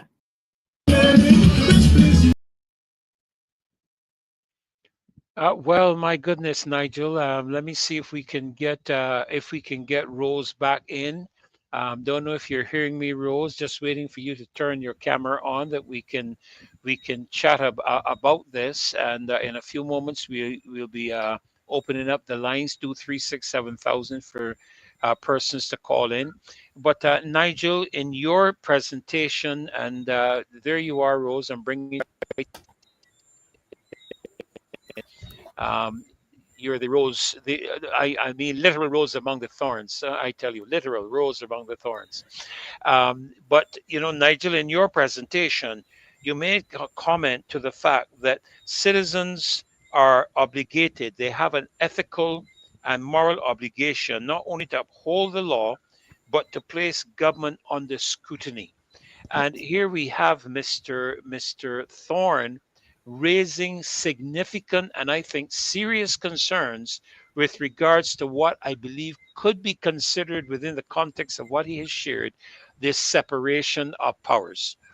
That is where, and I don't think a lot of people realize this, that the president is head of state, head of the prime minister, head of the police service, head of the leader of the opposition, head of every department of government. She's the head. And yes, Adrian, indeed, the tentacles of the Prime Minister run deep through all state institutions, aided by PM's appointments to the heads of said institutions. You're absolutely correct. So tell me, Rose and Nigel, you've listened to what Mr. Thorne had to say a moment ago, and I've been looking at the transcript of his speech. But what are your thoughts on it, Mr. Newton? What are your thoughts on what you heard him share a moment ago? And then obviously related to what you shared. Rose, I'll come to you in a moment, that you can share your thoughts based on what you shared as well. Yes. Well, Dr. Nichols, I have been following Mr. Thorne's activities in Parliament from the moment, in fact, even before he crossed the floor, but I think more so since he crossed the floor. And I think Mr. Thorne has demonstrated time and time again a high level of ethical conduct in the business of the leader of the opposition. I have every confidence in the integrity and the honesty of Mr. Ralph Thorne as leader of the opposition. And he constantly refers to the separation of powers.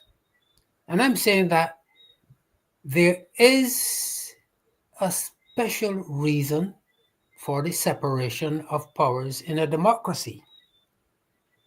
If there is no separation of powers in a democracy, then you have confusion. So that, and also the Police Act is quite clear as to who really must give guidance or oversight to the police service. That is the Commissioner of Police. So that the Prime Minister or any other official does not have the right to interfere in the day-to-day management of the police service, because that role is designated to the Commissioner of Police and his staff. Okay, so that when the Prime Minister, for example, I think there was sometime during the pandemic when a call was made to the Prime Minister from the St. Michael area, and the police were asked to withdraw from a particular location. That is clearly outrageous and should never have been. The only person who should have given instructions to the police at that time was the Commissioner of Police. And certainly I don't think that the Commissioner of Police would have asked his officers to withdraw or to desist in the execution of their duties. So there is a reason for the separation of powers, and the Prime Minister clearly does not have the right to intervene in the day-to-day management of the police service or any other government institution.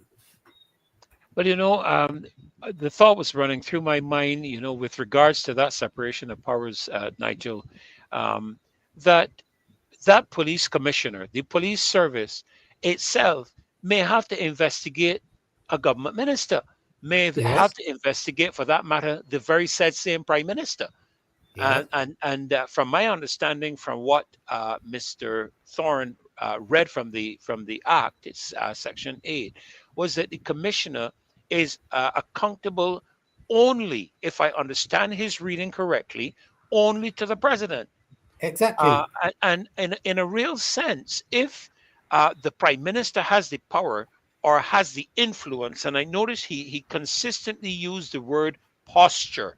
He used this word posture. In other words, what he was suggesting is that she is not necessarily saying these things, but the way she's positioning herself is a direct intimidation, is how I call it, of to the commissioner of police. So if the commissioner had to enact any action against the prime minister, he would be intimidated not to do so because of the posturing that she has taken. Madam Rose, your thoughts on this? It's quite interesting what the leader of opposition shared, and that it's becoming increasingly blurred.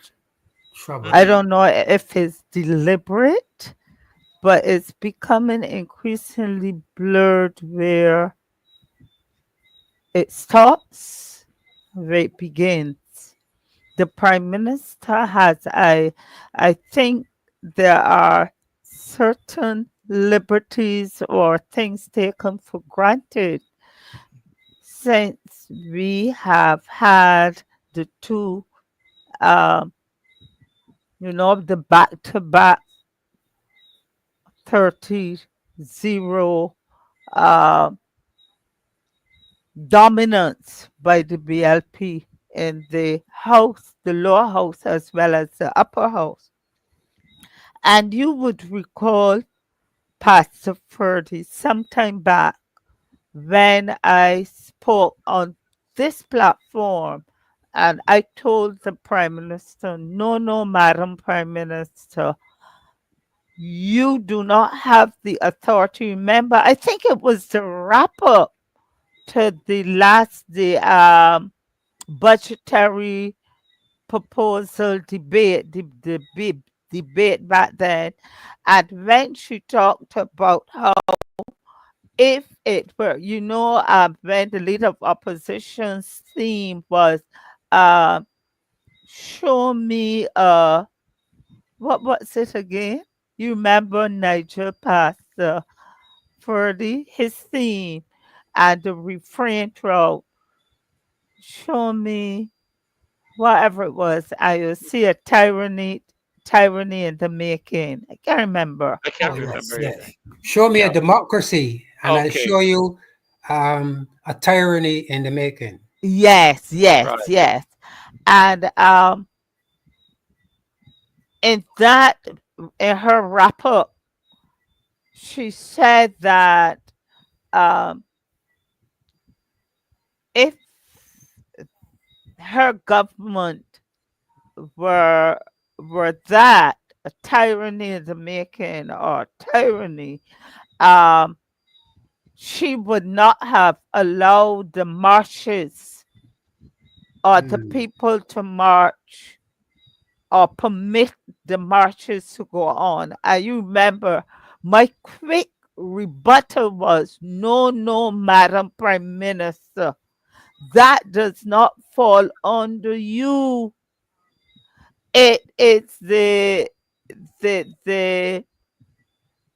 permission comes Commissioner. from the commissioner of Of police. You're police, not yes. offering us you're not giving us a privilege. You are not allowing us. Don't go down that road. This is the role of the commissioner of police who gives the permission. And if the commissioner of police sees that what is being done or intends to be undertaken is a threat to public safety and security, he he stops it. But you cannot say that is you allow the public of Barbados to exercise their right, their freedom of association, and to walk the streets of Barbados in peaceful protest. And she said it again, Pastor Ferdy and colleague Newton. She said it again at that press conference that we see there. She said it that she basically allows these marches to go on and the public outcry against her. No, no, I didn't have a chance to comment on it. But no, no, Madam Prime Minister, it is not, the ball is not in your court. You Yes. are not even in this game. You are not even in the game.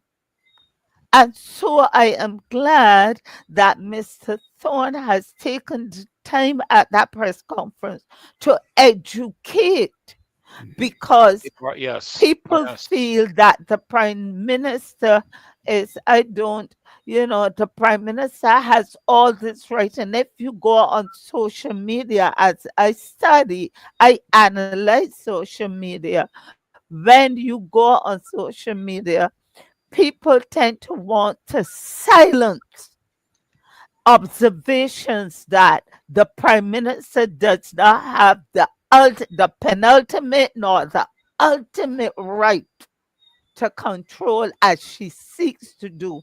And I like the word that Mr. Thorne used, Yes, posturing. posturing, absolutely, Posturing. posturing, absolutely. And I think he went to exceptional lengths, because I am looking back through the transcript.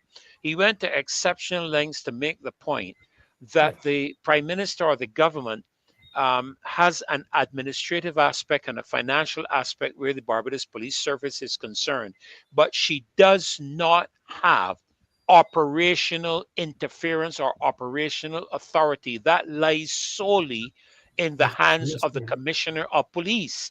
And she, according to the Constitution, which she has vowed to uphold, she cannot control and dictate matters of operation to the Commissioner of Police. And he commented as well concerning calls that she made to the DPP at the time, the whole aspect of the interference with the Auditor General. He Yeah. and he talked about that, and again, you use that word because he went to exceptional lengths to use the word posturing, and that is very important. Um, yes, thank you, Adrian. Yes, and that is correct. The president appoints the commissioner of police on the advice of the PSC, and the PSC members are appointed by the PM and the leader of the opposition and the president. And this is, once that appointment is made, the commissioner of police is accountable to the president. And he went to the exceptional lengths. As I'm looking back through the transcript, he made the point that the president overrules the prime minister. The only thing that the prime minister rules technically is the cabinet, but the president rules over the parliament, the senate, the commission of police, the DPP. Just looking down through the transcript, yes, and so we need, and this is why I'm really glad that he brought these points up, because Rose and Nigel, a lot of people are not aware of the fact that the prime minister is chosen by the members of parliament. People think that just because they're leading the party in the elections and the party wins the government, that's automatically the case. That is not so. The prime minister is chosen by the majority of members in parliament. That is why back, I think, in 1994, when Owen Arthur successfully moved what was it again? Successfully moved the no confidence motion against the then prime minister. He had persons from the government that supported the no confidence motion, and as a result, so as to I don't want to use the phrase because I want to be very respectful to the office, so as to avoid any Embarrassment. embarrassment, if you want to call it that. He called a general election, Mhm. right? He called the general election, and that is how the Barbados Labour Party was able to win the government in 1994, because a number of his own supporters in Parliament voted in favor of the no confidence motion, and that is correct, Adrian. Thank you so much. The PM does exert tremendous influence behind the scenes, and that is really and again, you're correct. People give in to that kind of pressure. Uh, yes, remember Durant, remember the issue done in Deacons, correct. And this is the thing, but what he's actually saying is that under the law, one does not have to. And I believe this is where we have to start getting some serious pushback. I think this is where we need to really push back on the matter. Again, your And thoughts, Nigel? yeah, and I think also along that pushback must also come from the citizens, Yes, because whatever decision the prime minister or any government makes is going to affect the citizens. yes, And as citizens of this country, we must keep our eyes open. We must be vigilant, and we must scrutinize every action of the government.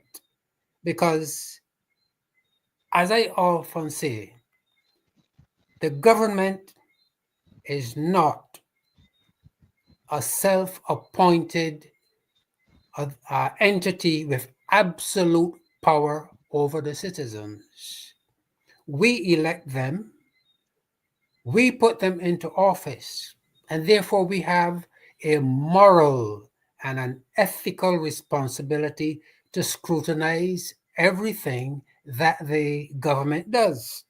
And if at any point in time the government begins to act in a way that is contrary to our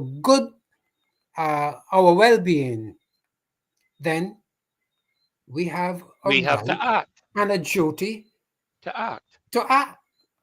You made a point in your presentation, which I made a note of, in which you indicated that that the people should be participating in influencing public policy. Now, I remember mentioning this to someone on Facebook, and they spoke about the government never had to go to the public before to get their permission to do anything. Why should they have to do it now? Well, I made the point that times have changed. It is as simple as that, right?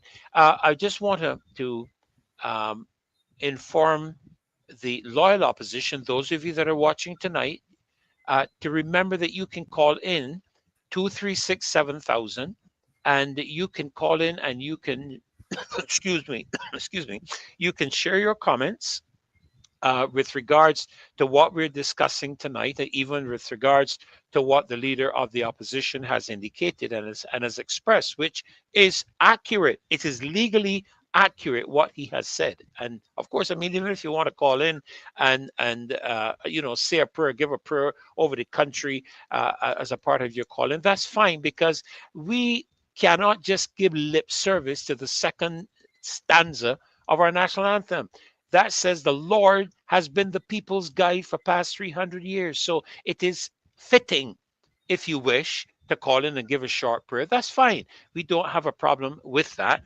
because we recognize the necessity for our spiritual and moral component of our country to be restored. And this is a fact. We need to have these two areas restored. But I like what Rose suggested. Rose, you're a real trouble tree, Rose, you'll have to unmute.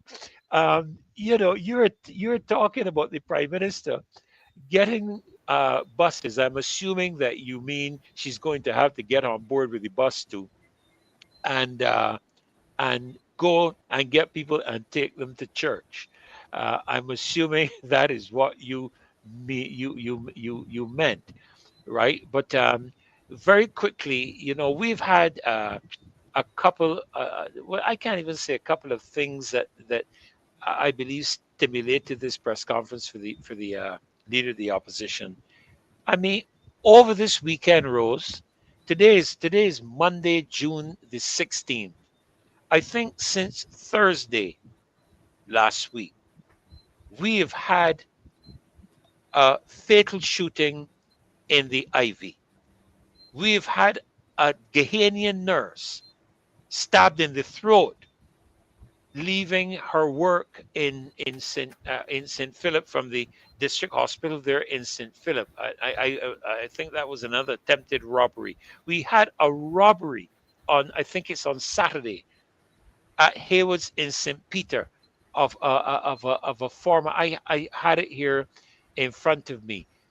Juanita Austin, who now, she was a netball and para track and field official and coach that taught at Princess Margaret Secondary School for many years. She was a sportswoman in her own right, having played netball as a long-standing member of the United Athletic Club. She left the Usain Bolt complex around 7 p.m. on Saturday, where she was an official at the Olympians Classic Athletics meet.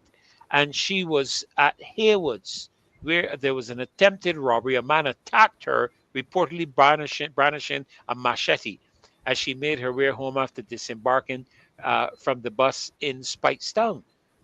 We had that happen. Then we had two young ladies held up at gunpoint in the apartment.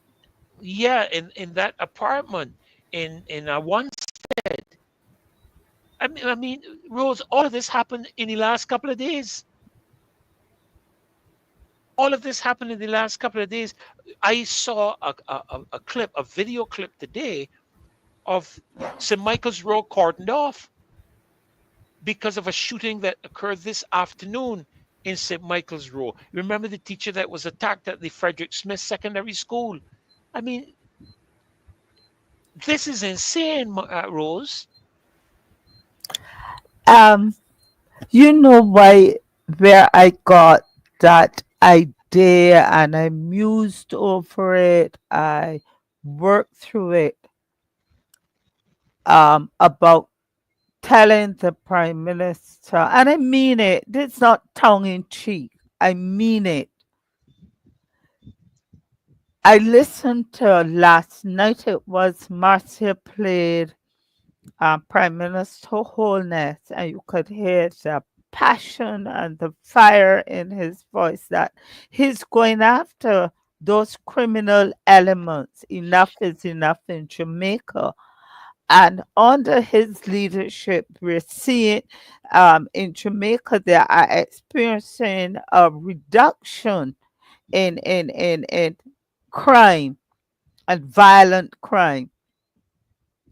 And I listened last week after the incident at St. James Frederick Smith Secondary School, and the BSTU president, Miss Mary Redmond, she said that the teachers left the classrooms and they all congregated on the compound under the trees. And her remark was they left the principal to deal with it.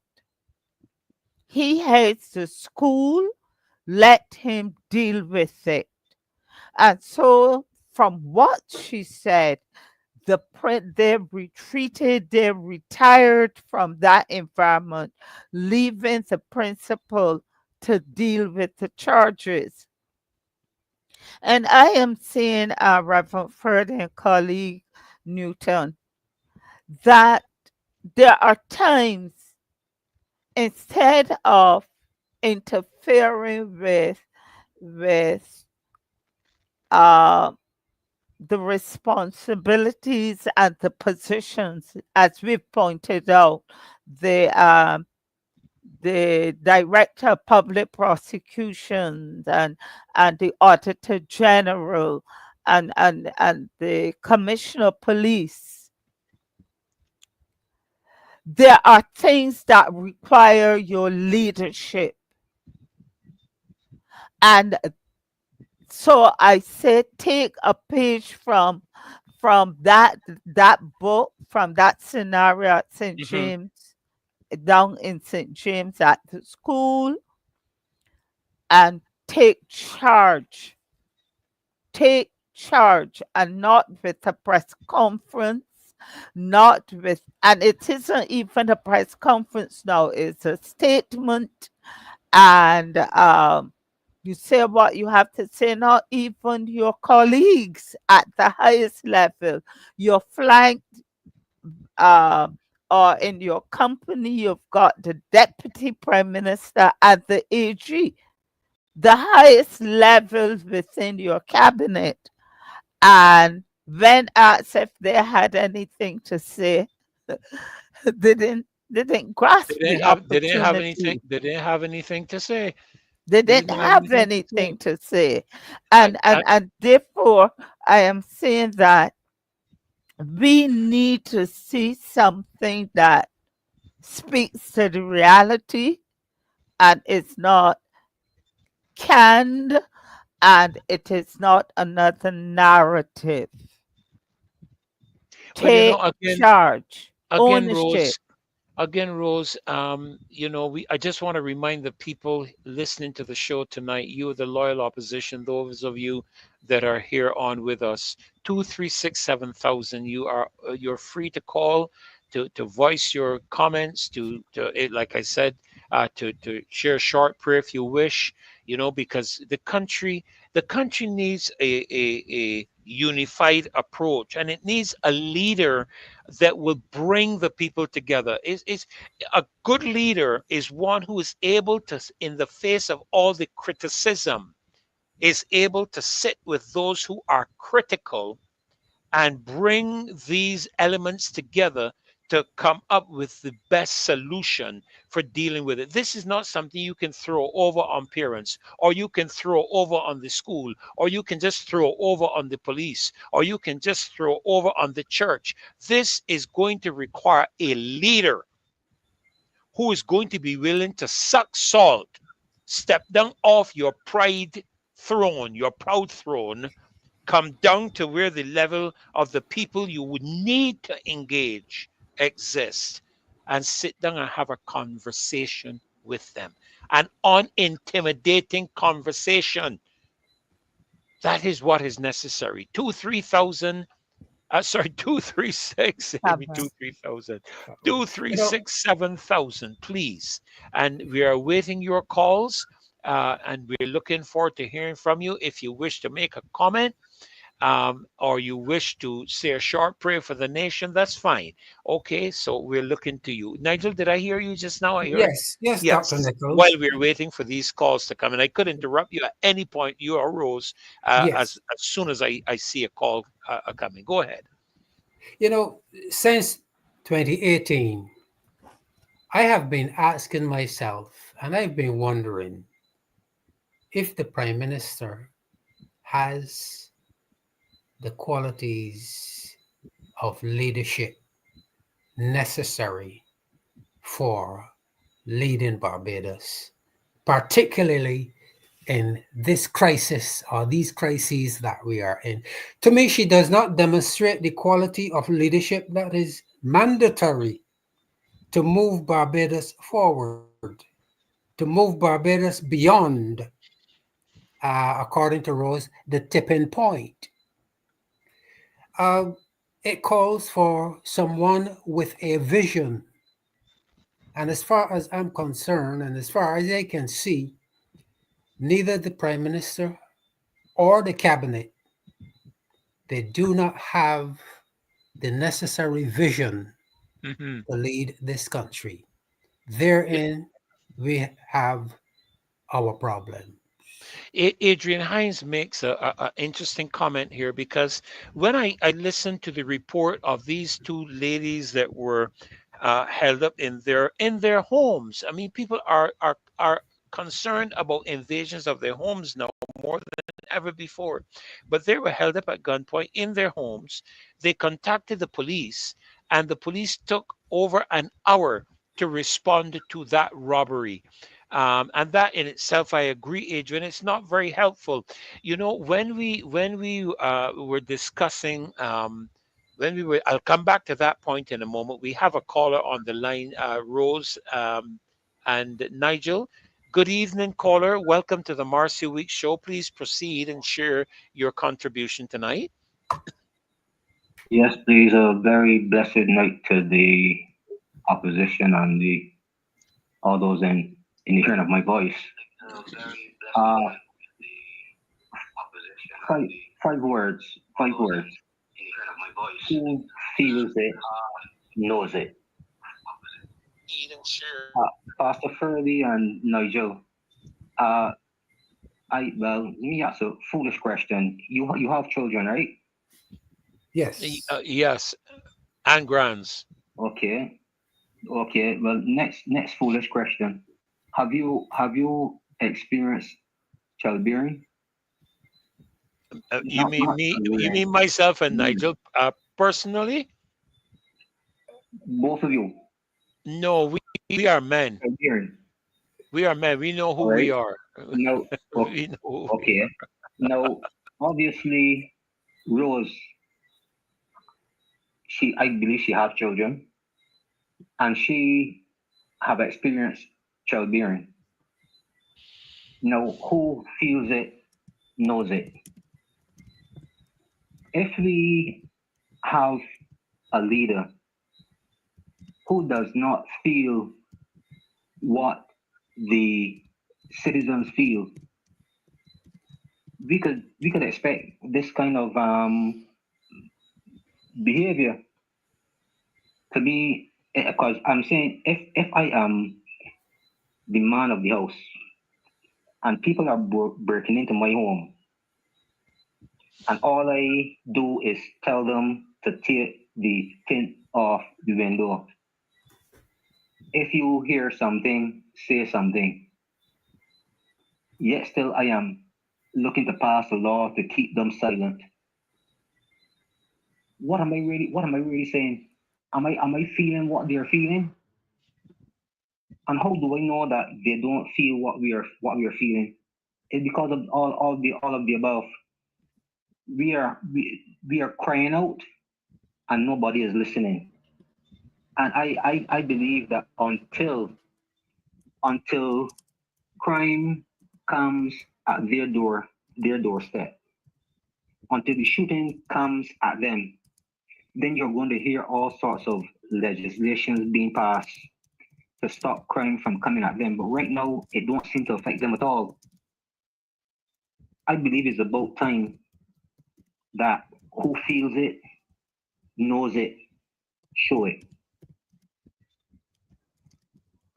Thank you, caller, for your This contribution. is my Appreciate that. contribution. Thank you so very much. You're You know, welcome. thank you. It's really troubling, Rose and Nigel and loyal opposition. It's troubling what we're experiencing in our country today. The show has been billed. Where is our paradise? Where is our paradise? What's happened to our paradise?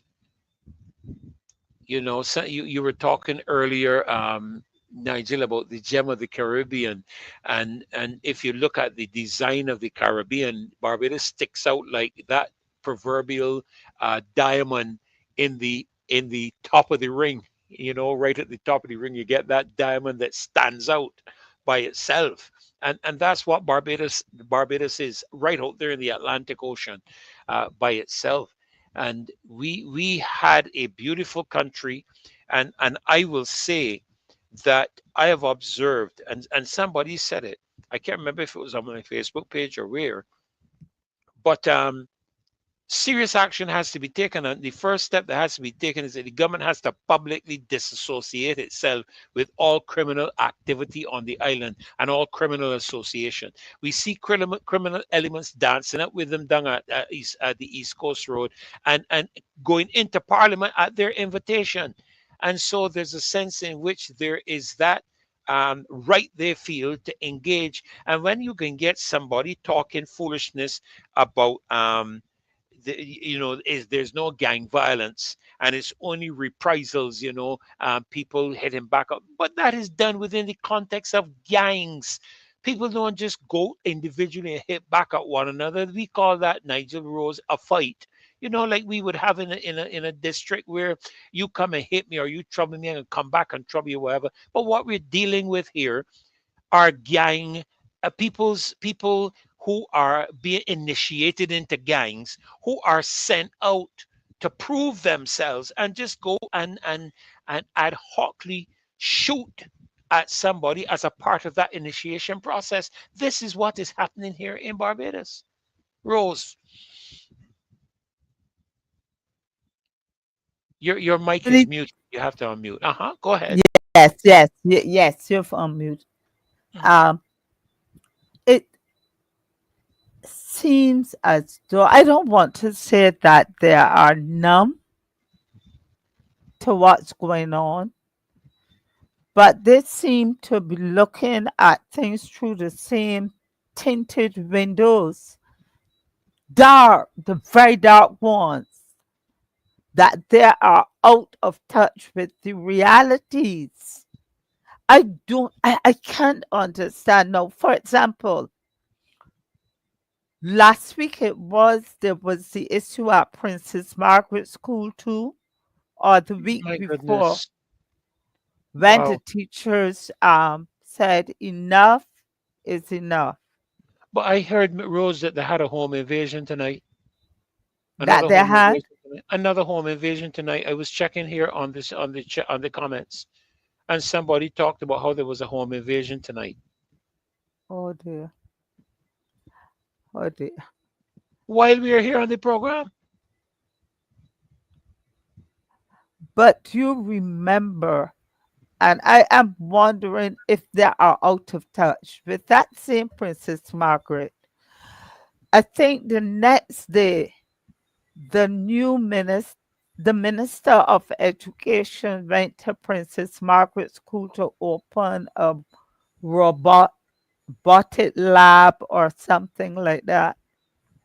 And as far as I read in the press, I heard no comment from him about what happened at school. No instruction on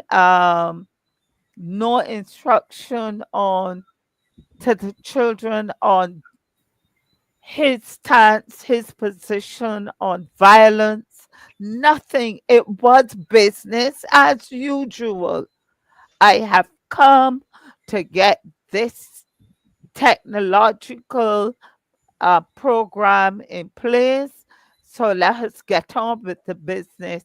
And as far as I read in the press, there was no comment or no reassurances. So what do the children see and hear? What do they see and hear? Absolutely. That would have been an opportunity. Great opportunity, yes. An opportunity for that minister, who is a young man. He isn't like any of the three of us here. A young man in touch with youth. He was a youth ambassador, a diplomat, all these things. Now, the week before, you had all these children from Dighton Griffith School, Foundation, where you went, from the schools in St. James North, at the House of Parliament as you ascended. And couldn't you take that time out and call ahead to the school and tell the principal, look, I want all of them children standing congregating. I'm going to speak to them. I'm going to give some reassurances also to the staff on safety, my concern for their safety, and my zero tolerance for that kind of behavior in the school. No. So But you they know, are out of touch, Pastor. Something is wrong with the head. And I'm talking now about the head from the prime minister back down. And I also thought that with this opportunity, that the prime minister being so progressive and they're into critical thinking, that they would have used this opportunity to create a model of governance that could be held to the world, just like the Bridgetown Initiative and the George Bridge Declaration.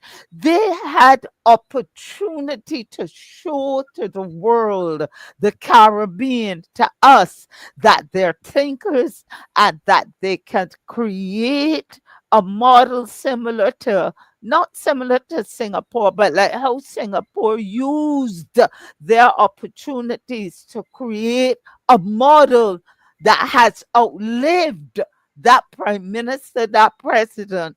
Barbados had the opportunity from 2018 up until now to create a model of governance, and not what we are experiencing, especially colleagues, when you look into the House of Parliament, the majority of them are young men and and women, women, and yeah. degreed, many of them up to PhD. So But what is going on? I don't know if Dave has that Nation front page caption with the Attorney General dancing and whatnot, celebrating with the police. But Rose, I found that so insensitive in the face of what the country was experiencing. I mean, could you imagine a mother getting up, and I can't remember if it was a Sunday Sun or whatever date the newspaper was. Could you imagine a mother getting up who has just lost her child to a shooting to see the AG celebrating? It was a And lack taking of, selfies. yes, and it was a lack of common sense and wisdom. He should have known, even if you say to the police, no problem, you guys go ahead and celebrate, but I don't think it is appropriate for me as a leader of government business, as a leader, that I should be seen within the context of that. Yeah, carry it up a little bit. We can't see it there. I don't know if they can, if you can just take out the caption for a little bit, and just make it a little smaller, Dave, that we can see. 21 homicides in 6 months. We are now 25 in 23 weeks, I think it is. And this is the imagery that we get. This sends a serious message. Mr. Thorne talked today about posturing, and I don't want us to lose focus on what he said during his press conference as we watched it tonight. He made the point about posturing.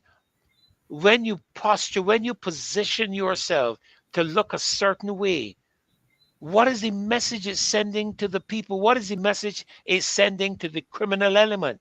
What is it saying? Is doesn't matter, we're going to have a good time, you can go ahead and do whatever it is you want to do. And I don't even want to touch on the matter of tint, because people, he is misreading and misunderstanding what we are saying regarding tint and crime. He is the person that introduced the concept, the posture of tint and crime. The people didn't do that. The people did not introduce that. And if the government has provided $164 million to the Barbados Police Service to equip the Barbados Police Service, I asked several police officers, or a police officer accompanying us on Saturday, what about these vests, Nigel, you know, that the police wear, that help to protect you, Bulletproof. bulletproof vests. I have the only people I have ever seen wear a bulletproof vest in Barbados. Apart, I don't even think I've ever seen the Defense Force. I've seen the Task Force wearing. Thank you, Dave. There it is. I've seen the Task Force wearing bulletproof vests. I've seen them heavily heavily equipped. You know, when I see the picture of Traore in Burkina Faso, I said, boy, this is how our police need to dress down here. Now, you know, TIN is not going to address the matter of security and safety of the police officers approaching a vehicle. That is not going to equip it. That is an excellent. I think that's an excellent image right there, There. Yes. Nigel and Rose. Yes. That you know, Dave is a real character. You know, that's an excellent image, folk. 2367000. Tell us what you think of this image that Dave just put up. I mean, this is, and you've heard what Mr. Thorne said, and I'm going to ask them just to, if they can just review a bit of that clip again, to remind us of what he said. If we could do that, I think it was from somewhere around 56.07, Dave, somewhere around there is where it begins. And I don't know if you all picked up the voice that was asking the question. Did you pick up the voice, Nigel, Rose? Did you all pick up the voice that was asking the question? No, I did not. No. I am going to let you listen to it again. I and did. See if you pick up the voice that was asking the question of the leader of the opposition. I did. So I'm just going to wait for Dave to get that back in. But, you know, these things I believe that we need. Here it is. Let's listen. And folk, 2367000. Listen to what the leader of the opposition is saying. And oh dear me. And call it 2367000. Intrusion within these state bodies. As I said, the Prime Minister admitted that she called the Auditor General a creature of the Constitution, independent. The Prime Minister went publicly and demanded of the Director of Public Prosecutions to explain a withdrawal of a case from court. Only the Director of Public Prosecutions under the Constitution of this country has that discretion. And the Prime Minister last week spoke as to matters operational within the Barbados Police Service. All that is an abundance of evidence which tells me that the Prime Minister is taking an example of the operational matters that she spoke of? The Prime Minister spoke, well, the question of Tinker rose with the Prime Minister last September, and this was admitted to by the Attorney General in the House last week. The question as the true verification test. That should have come from the Commissioner. It comes from a Prime Minister. The question of wiretapping. Look, last week's press conference ought to have been done by the Commissioner of Police, not by the Prime Minister. When the Prime Minister speaks authoritatively as to what the police service will be doing, that is a trespass on a state institution called the Barbados Police Service that cannot be made by a Prime Minister nor an Attorney General. The Prime Minister did it. And that's why I say there's a posture that troubles this country, that troubles law and justice in this country.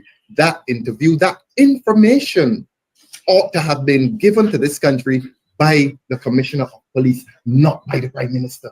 The Prime Minister has no business in the day-to-day operational affairs of the police service. What the police service intends to do or proposes to do should be communicated to the public by the Commissioner of Police, not by the Prime Minister. So that is why I use the word posture. I'm very careful with my language. There is a posture being taken, which must now trouble this country. That when a Prime Minister assumes a posture akin to that of a monarch with the authority to speak for the Barbados Police Service, it undermines the independence of the police service, and it is a threat to the rights of citizens in this country to in turn receive the service, protection, and reassurance of that police service. You just pause it there, Dave. Just pause. On that conference last. Thank you so much. Thank you. Just hold it right there, Dave. This matter of the wiretapping, Nigel Rose, the leader of the opposition is clearly enunciating. And I'm going to put my neck on the block and suggest that he's clearly enunciating it from a legal position, a constitutional position, not his opinion, that the aspects of the operational processes that the Barbados Police Service would be engaged in should have been revealed by the Commissioner of Police when he talked about wiretapping and these lie detector tests, digital lie detector tests, and so on. The aspect of wiretapping, Nigel, this is treating to the or should I say, it's beginning to almost look like hand and glove with the cybercrime bill. Rose, Nigel, I'm going to let each of you make a brief comment on that. But it's almost like if you're hand in glove. You know, you're trying to get the cybercrime bill in, which will sanction anything that anybody says against you and charge them some serious crimes, and then you're introducing wiretapping, which now invades the privacy of citizens. Dr. Nichols, there is a clear connection between the cybercrime bill and the attempt at wiretapping. Okay, they were challenged by us. We challenged them with the cybercrime bill when we went to the Inter-American Commission on Human Rights. Okay, against that challenge, along with that challenge now, they are introducing the wiretapping into the struggle to maintain control and dominance over the citizens of Barbados. And certainly, Mr. Thorne is within the bounds of the Constitution. He is enunciating the constitutional provision of the the constitutional. He is within the boundaries, the borders of the Constitution.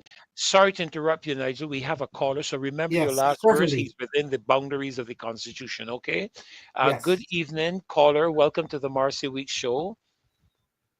Yes. Good night. Good night. Good night. What I want to speak about is I will have to say the absenteeism of the voice of a commissioner. And the reason I'm saying that is the boundaries of wiretapping, or the boundaries period, the parameters of which it is going to be met out, should have been explained and clearly articulated, not just behind closed doors and broad, because again, I have to say that legislative drafting that is written broad or intentionally broad usually aligns itself with dictatorship-like measures. Because when you write legislative drafting broad, it allows the person with the power to do whatever they feel and interpret as limitations. But when specificity is outlined in the law, both the citizens and the legal luminaries or the legal watchdogs, if you want to call it that, would know, okay, here is where the parameters lie. But the fact that again, because it seems like it's a trend. If you look at what is going on, because you can stay from Mars and see it. When you realize that legislative drafting is written very broad and the parameters are not clear, it means that it is a loophole for the powers that be, whoever they be, to be able to reach as far as they want, however they want, and it be deemed within right standing, within their boundaries. Right, absolutely. And the only way to get around that, any other place, Barbados is no place special. And when I say it's no place special, I don't mean like how the police were said not to be special. I'm talking about Barbados is nowhere that is not on earth laws have to be clearly spelled out, parameters have to be known, or not it will be a free-for-all, and a free-for-all of what was the word I'm trying to find?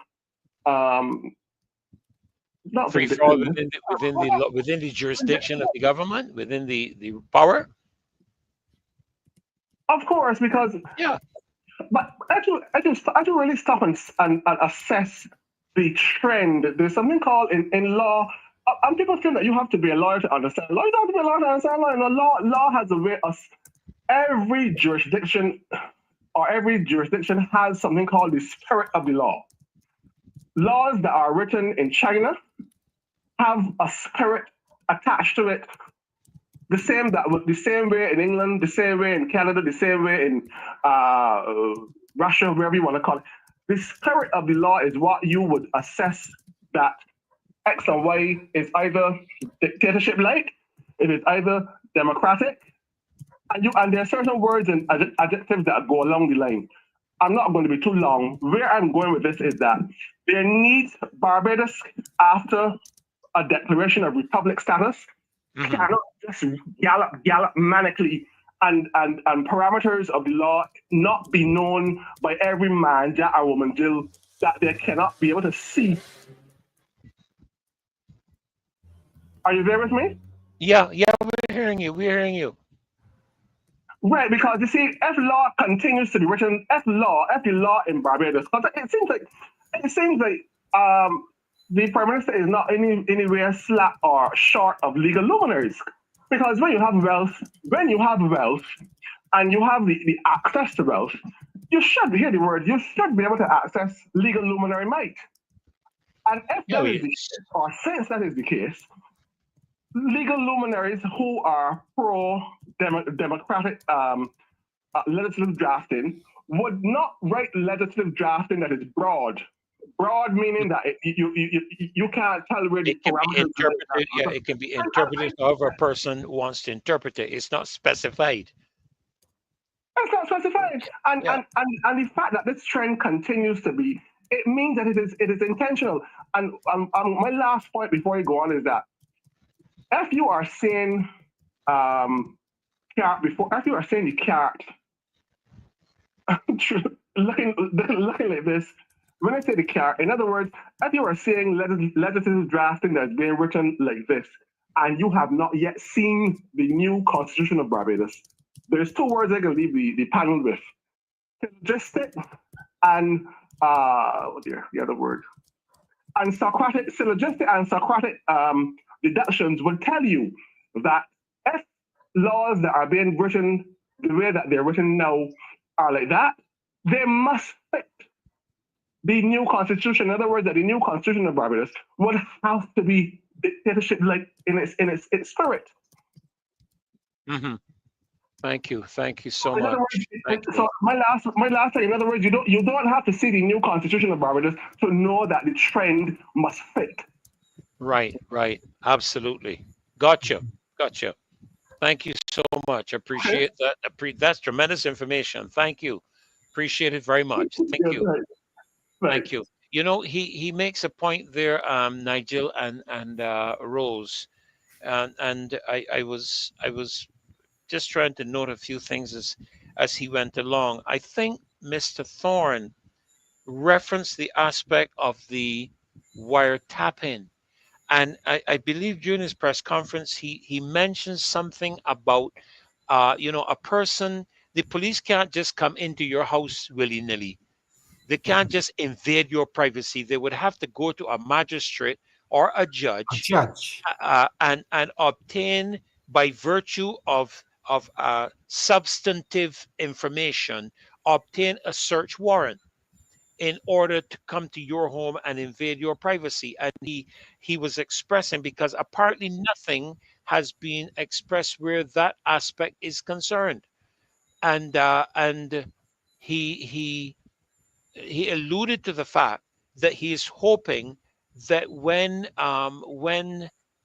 all of this, these legislation aspects are implemented, that there is the requirement for the police to obtain the appropriate documentation in order to tap your I have to say your devices, because we're now past the phone. We're now dealing with social media, Facebook, TikTok, Instagram, and I believe that that is the extent to which they, when you can't consider it's being tied with the cybercrime bill. Rose, I don't know if you were listening when you dropped out just now, if you were able to hear what we were sharing. I had a problem here with my internet just now, Okay, and okay, but I was you got the listening. gist of it. I had heard the young gentleman, the other caller, speaking, and I'm wondering if this wiretapping law is not being, you know, covertly maneuvering in on us like the cybercrime bill, because still Yes. many people in Barbados are unaware of that cybercrime bill. And on top of that, now we have the wiretapping law. And as that caller said, if you are claiming to be a transparent government and governing with transparency, I wish that there was some kind of engagement with the public, because this wiretapping law is going to affect everybody, just as the cybercrime bill. And you need, then we are, yes, I have heard years ago, uh, um, don't say that because somebody listening. We've Yeah, come I along remember with that. that, but now it's becoming law. Is becoming law, and you cannot get away from it as long once it's legislated. And You I know, wish that we there was that engagement, and uh-huh. that the Barbadian people public were treated with a degree of respect for their intelligence and their ability to think critically, as Mhm, they keep foisting on us. mhm. That, and that's what I heard up to that point from the caller, Mhm. basically. Well, Let us know. the thing about it is too, Rose, because as I'm listening to it, I'm almost tempted to say that it's ludicrous to talk about wiretapping, since we hardly do any communication by wire anymore. We do everything so much in the realm of wireless, and when you look at the cybercrime bill, um, and and you realize that the whole intent is to invade the privacy of people. And I can't remember. I'm jogging my mind. I don't know if Adrian or any of the others on the loyal opposition can remember. Some time ago there was something that happened in the US, and I think even Congress or Senate were asking Apple to unlock somebody's phone, and they absolutely refused because of the privacy aspects. And what I'm hearing here is almost as if the Barbadian public is being set up, that the government will be able to seize your device, forcibly unlock it, and even if you could delete your information from your device, that they would seek, just like they did in an agreement with Amazon to charge VAT. Remember that the first time that a foreign company has implemented a VAT charge on importations coming into the country from overseas as a foreign company. And I'm still wondering how they're transferring the VAT from Amazon to Barbados. Anyhow, that's another subject, another time. Yeah. But you're talking now about potentially demanding WhatsApp or any of the other uh, social media platforms to to divulge the information that you have shared. Yes, yes, Nigel. Yeah. Are we within the bounds of a constitution? We I are mean, within. the Mhm. government is implementing wiretapping now. Mhm. Where is the Republican Constitution? What are Um, our rights under the Republican Constitution? And uh, I do do. you do you remember some time ago, earlier this year, the sermon about gangster government? I think so. Yes, yes. Yeah, there was a cleric Hmm. spoke about a gangster government, and are we not under a gangster government now? Because we don't know the parameters of the wiretapping act. We have the cybercrime bill, and daily or weekly, the government is introducing more and more oppressive legislation, and we do not have a Republican Constitution.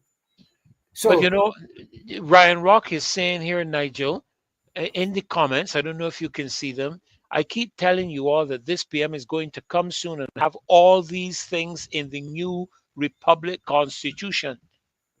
So is it possible that we are being set up in terms of desensitizing us before the Republic Constitution is actually brought into existence with all of this legislative aspect that will be automatically a part of the Constitution? but Dr. Nichols, Barbados was not an item in the last will and testimony of a former mayor of Bridgetown, and Barbados does not belong to a prominent family in the political class. Barbados belongs to us as citizens, Yes, and yes. we have a moral and a legal and an ethical obligation to get involved in the governance of this nation. And if we are aware that the government is doing things that will redound to our disadvantage, then we have an obligation to hold the government accountable. And I have no problems, absolutely no problem with citizens rising up in civil disobedience against an unjust law, against a corrupt government.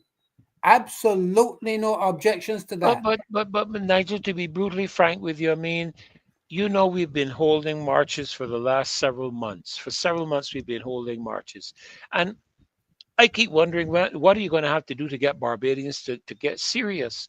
Because I don't. And listen, I don't think it should have anything to do with who is leading the march or who's sponsoring the march or other. I think it has to do with what is seen as a serious threat to the freedoms and liberties of the people of Barbados. I have said before, I am not in what I do for the DLP or the BLP. I am in what I do because I pledged allegiance to Barbados and to my flag. And I wish to God that people would stop this foolishness of party lackeys. I wish to God we would end that, man. This is 2025. It is time that crap comes to an end and we do what is necessary for the well being of our country. If it means that we have to remove a government before their time, let's get about getting it done, either by shutting the country down, unions shutting the country down, school teachers not going to school, police not going to work, fire department not. We have to get serious. If we don't get, and I mean this very seriously tonight, because I just felt something rise inside of me. If we don't get like the president of El Salvador, and I can't remember if it was Mexico or who the other country was in South America. If we don't get serious about this matter, we are going to wake up a morning and find that we can't say a boo in this country. And it is time that the people of Barbados stop this crap or BLP, DLP. I understand that we need to have parties and people who are involved politically in order to run the country, but it is time we make our commitment to our country and vote for people. And this is why I have said, thank you, Pedro Argentina. This is why I have said, I see people tell me that they don't have anybody to vote for. That is foolishness. We have people in this country you can vote for. We can find people in our constituencies. If you don't want the BLP or the DLP, find somebody in your constituency that you can vote for and run them as an independent and vote and get them into parliament. We can do this. And I'm fed up with this foolishness, and I hope that God doesn't have to do anything in order, because somebody turned to me the other day and said, if we keep on with this foolishness, we can get hit by a Category 5 hurricane. And I pray to God that does not happen. I pray it does not happen. We have to stop this complacency and this lack of aggression and get serious. And I'm not trying to incite civil unrest and violence. I am trying to incite civil, what you call it again? Civil disobedience. Civil disobedience and peaceful protest. I'm talking about the crap that the idiots getting on with up in San Francisco. I am talking about something similar to what the Prime Minister herself led in 2018. It is time, Barbadians, we do this and stop this nonsense. I think our greatest problem in Barbados is what Adrian is saying, voter apathy. Yeah, well, it's voter apathy, but I think we have a problem with the paramountcy of the party, BLP, DLP, and nothing beneath party or BLP or DLP. But we have to look beyond and away from BLP and DLP or political party. We have another caller, Nigel. Yes, sorry, go ahead. remember where you are, and I agree. We need to start looking beyond this and put people who are going to represent the citizens of this country properly in Parliament. Good evening, caller, and welcome to the Marcia Weeks show. Go right ahead, please. Good night to everyone. Good night to you. In all honesty, I've only marched once, but right now I believe it's time to up the ante.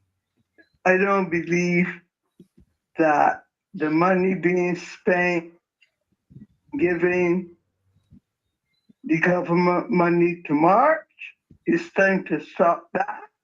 Oh. And just march. Have silent marches. We don't have to walk in the road. Just walk on the sidewalk like normal people do, and it's all right. And maybe, just maybe, more people might come out or they might not. But I don't think we should add to the coffers of this administration. Not what I'm saying. In Spicetown, they used to have this lady. Everybody thought she was mad, but she had her own microphone and she would hold her own service wherever she felt like in Spicetown. No one ever harassed her. No one. And it's not illegal for people to sit in Independence Square. It isn't. That's my feeling right now. Have a good night. Thank you so very much. Thank you. And we appreciate you sharing your feeling, because I believe your feelings are the sentiments of hundreds of thousands and maybe thousands of Barbadians in this country. Thank you, caller. Appreciate that so very much. Well, listen, I wish we had more time. Good night. Good night. God bless you. Thank you. I wish we had more time, Rose and Nigel. That yeah. I wish we had more time, but I'm just getting a message here that that suggestion would be illegal according to the Public Orders Act. And so we want to stay within the boundaries of the law. So we have to be careful what we engage. And Nigel and Rose, what we engage, we want to make sure that we operate within the realm of the law. We want to make sure that we do things that are not going to cause us to experience any ramifications legally for defamation or anything of this sort. We have to be so careful because these people are looking for anything to take this show down. They're looking for anything to this show is a thorn in, no pun intended. This show, oh dear me, this show is a thorn in their side. And they wish to God they could take it down, but they can't touch this show because there's somebody considerably more powerful than you that's keeping this show on the air. And if you try to take it down, mark my words, we are going to visit you somewhere where you will not probably return from because the one upstairs is going to deal with you. That's a warning I'm giving you. So my best advice is leave this show alone, get about fixing the country's problems and fix the people's business and let us get on with it. Gentlemen, lady, we've come to the end of the show, 10:05. That's the last caller that we had. And I open up the comments for you to open up the mics for you to give your closing comments with regards to all we've engaged tonight. I dare say there has been a lot. Nigel, I want to thank you for an excellent presentation that helped us to understand why we are where we are now and what could happen if we do not pay attention to what is going on here and now.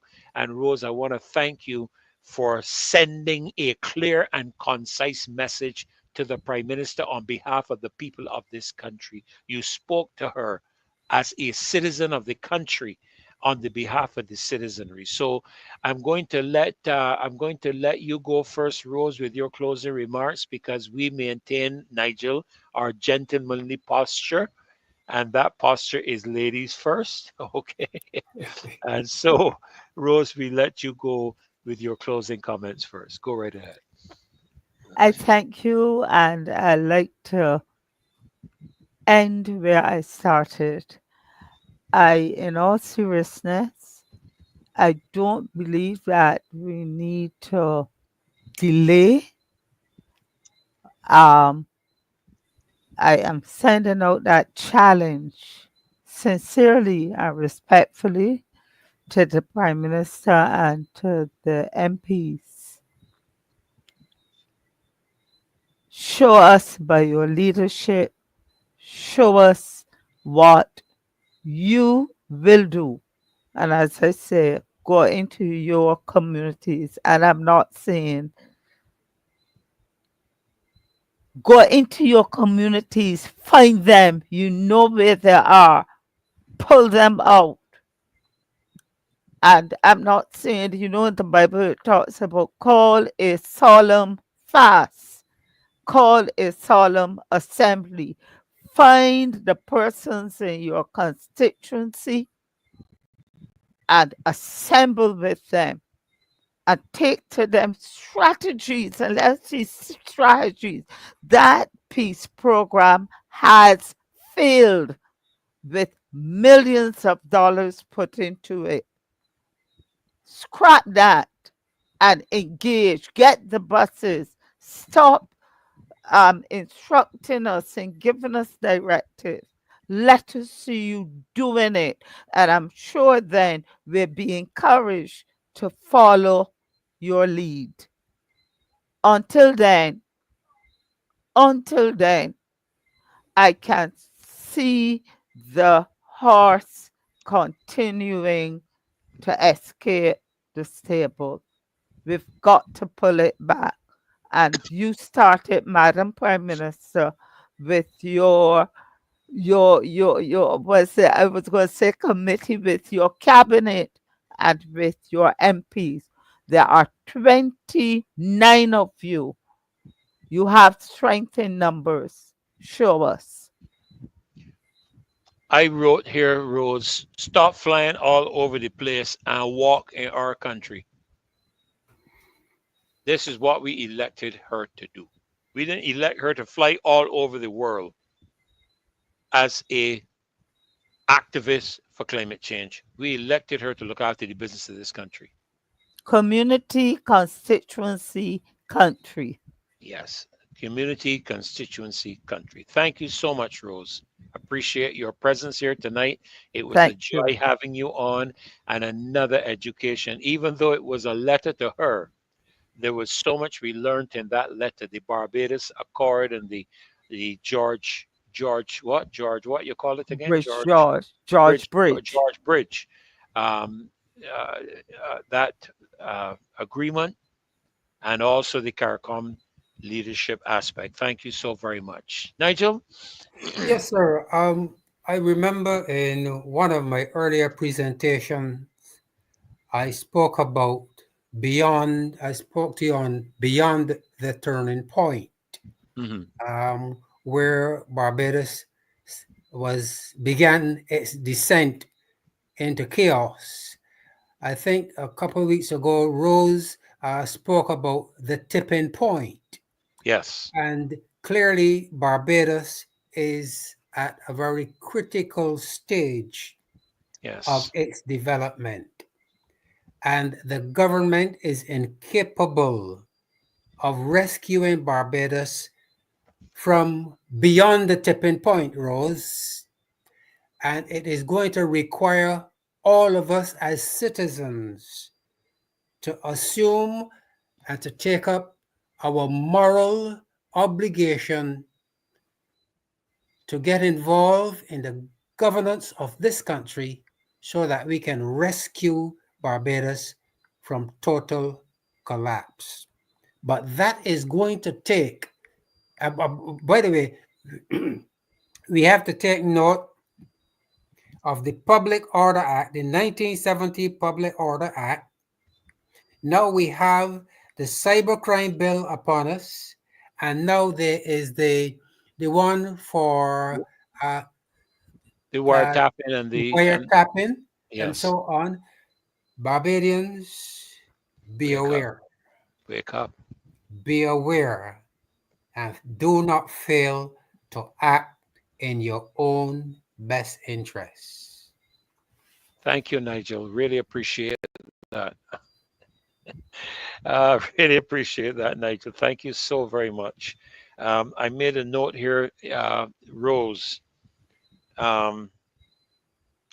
I dare you, Madam Prime Minister, to do what Rose has suggested. I dare you. I dare you to go out among the public, walk the streets as a leader, demonstrate your leadership. Don't talk it, walk it. Get the buses the same way you got the buses and took everybody down East Coast Road and Bathsheba to Fet and Wakap and all of that. Get the buses and take them to St. George Parish Church, People's Cathedral, New Dimensions, St. Thomas Parish Church. Take them to the church. Let me see you do that. And when I see you do that, I would believe that you have the interests of this country at heart. And it's not because I feel this country is a theocracy. I don't. It's because you got to put feet where your mouth is. And you got to stop talking. If you ain't going to do something, shut up and let somebody else run the affair. And I'm ready to run it. I can run it, you know. I can run it, Rose. I can run it, and I would put Ralph as my deputy. Oh dear Lord, look, I go putting myself in trouble. Anyhow, Dave, I hope you got something that can redeem me from that one. And Dr. Nichols, Rose would be my Minister of Education. Oh, mine too. Mine too. I can tell you that right off the bat. And I know where I would put Marcia as well. Will I be given the opportunity to jet around the world? No, you won't be getting any opportunity to go anywhere. And as a matter of fact, I would cut the salary that you would be receiving, and you would be going into retirement just like anybody else. Oh, You still want me as PM? I tell you, You don't want that. Anyway, listen, Dave, I hope you got something to close off for us with, my friend. God bless you. I want to thank all of you. I don't think that's the clip that they wanted, though, Dave. I think they wanted the other one where you could play that one too, but I think they wanted the other one too, where it's the Prime Minister spoke about if you see something, say something. I think it came from the March. But I want to thank all of you in the loyal opposition for being with us tonight. And on behalf of the loyal opposition, we want to thank Nigel and Rose for tremendous contributions tonight. Thank you both. Really educational exercise tonight. Tremendous, and I thank you all for it again. Wishing you all a great, great night. I know Dave is going to take us out. I don't know how, but I usually step back and let Dave have his way when it comes to this. So, Dave, over to you, my brother. R.H. Ruffley here, RAT News. Attorney General Dale Marshall. I might just be a rat, but I got some questions for you. What do you have to say about this high crime wave that's been happening around the country and elderly people getting raped and robbed? So that is all? Okay. So what about drugs? If you had a choice between charging for smoking a spliff or having a tincture, which crime do you think should pay the highest fine? Taint again? You sure about that? All right. If you had a choice between focusing on paying the hard-working police more money to fight crime or focusing on taint, which would you choose? Okay. So, AG, where do your priorities lie as it relates to focusing on real crime as it relates to taint? So you're saying that real crime takes a backseat to taint? You can repeat that? So, Mr. AG, in closing, this is a video of a robbery being carried out right here in a Beijing neighborhood recently. What concerns you when you see this video? Oh, that the cars that park got on taint? Oh, okay. Thank you, AG. You have given me something to think about. But why no? I just a rat. You know, in the name of my children, in the name of my children, and my grandchild, I want to live in a country. I want to live in a country. I want to live in a country that can feel that they can feel the destiny that they should hold the destiny of my children and my grandchild. Molly is a menace, and that Mayor Molly she's a menace because she's a despot. She's a menace because she's a despot. Menace because she's a despot. Menace because she has a right to be a despot. She has a right to be a despot with me. She tried to be a despot with me. And I want to end by saying this. And I want to end by saying this. To school. My parents sent me to school. I should not be so that a boy in the yard, a boy in the yard, for any despot in this country. Despot in this country. I will be true to them. I will be true to them by fighting and true to my children by fighting this despotism that they. Promise us a better tomorrow. Tell me that it's suffering. Tell me that it's suffering. Me a take the vote and let me down. Me a take the vote and let me down. Me a take the vote and let me down. Me a take the vote and let me down. She did only want little children. They want contracts and not corruption. Me a take the vote and let me down. Me a take the vote and let me down. Me a take the vote and let me down. Barbados is too small for me. My pocket full, now you and job they promise me.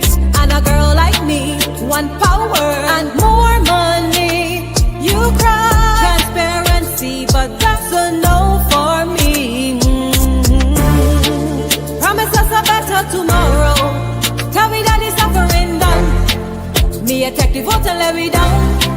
Me a take the vote and let me down. She did only want little dealing, big contracts and not corruption. Me a take the vote and let me down. Me a take the vote and let me down.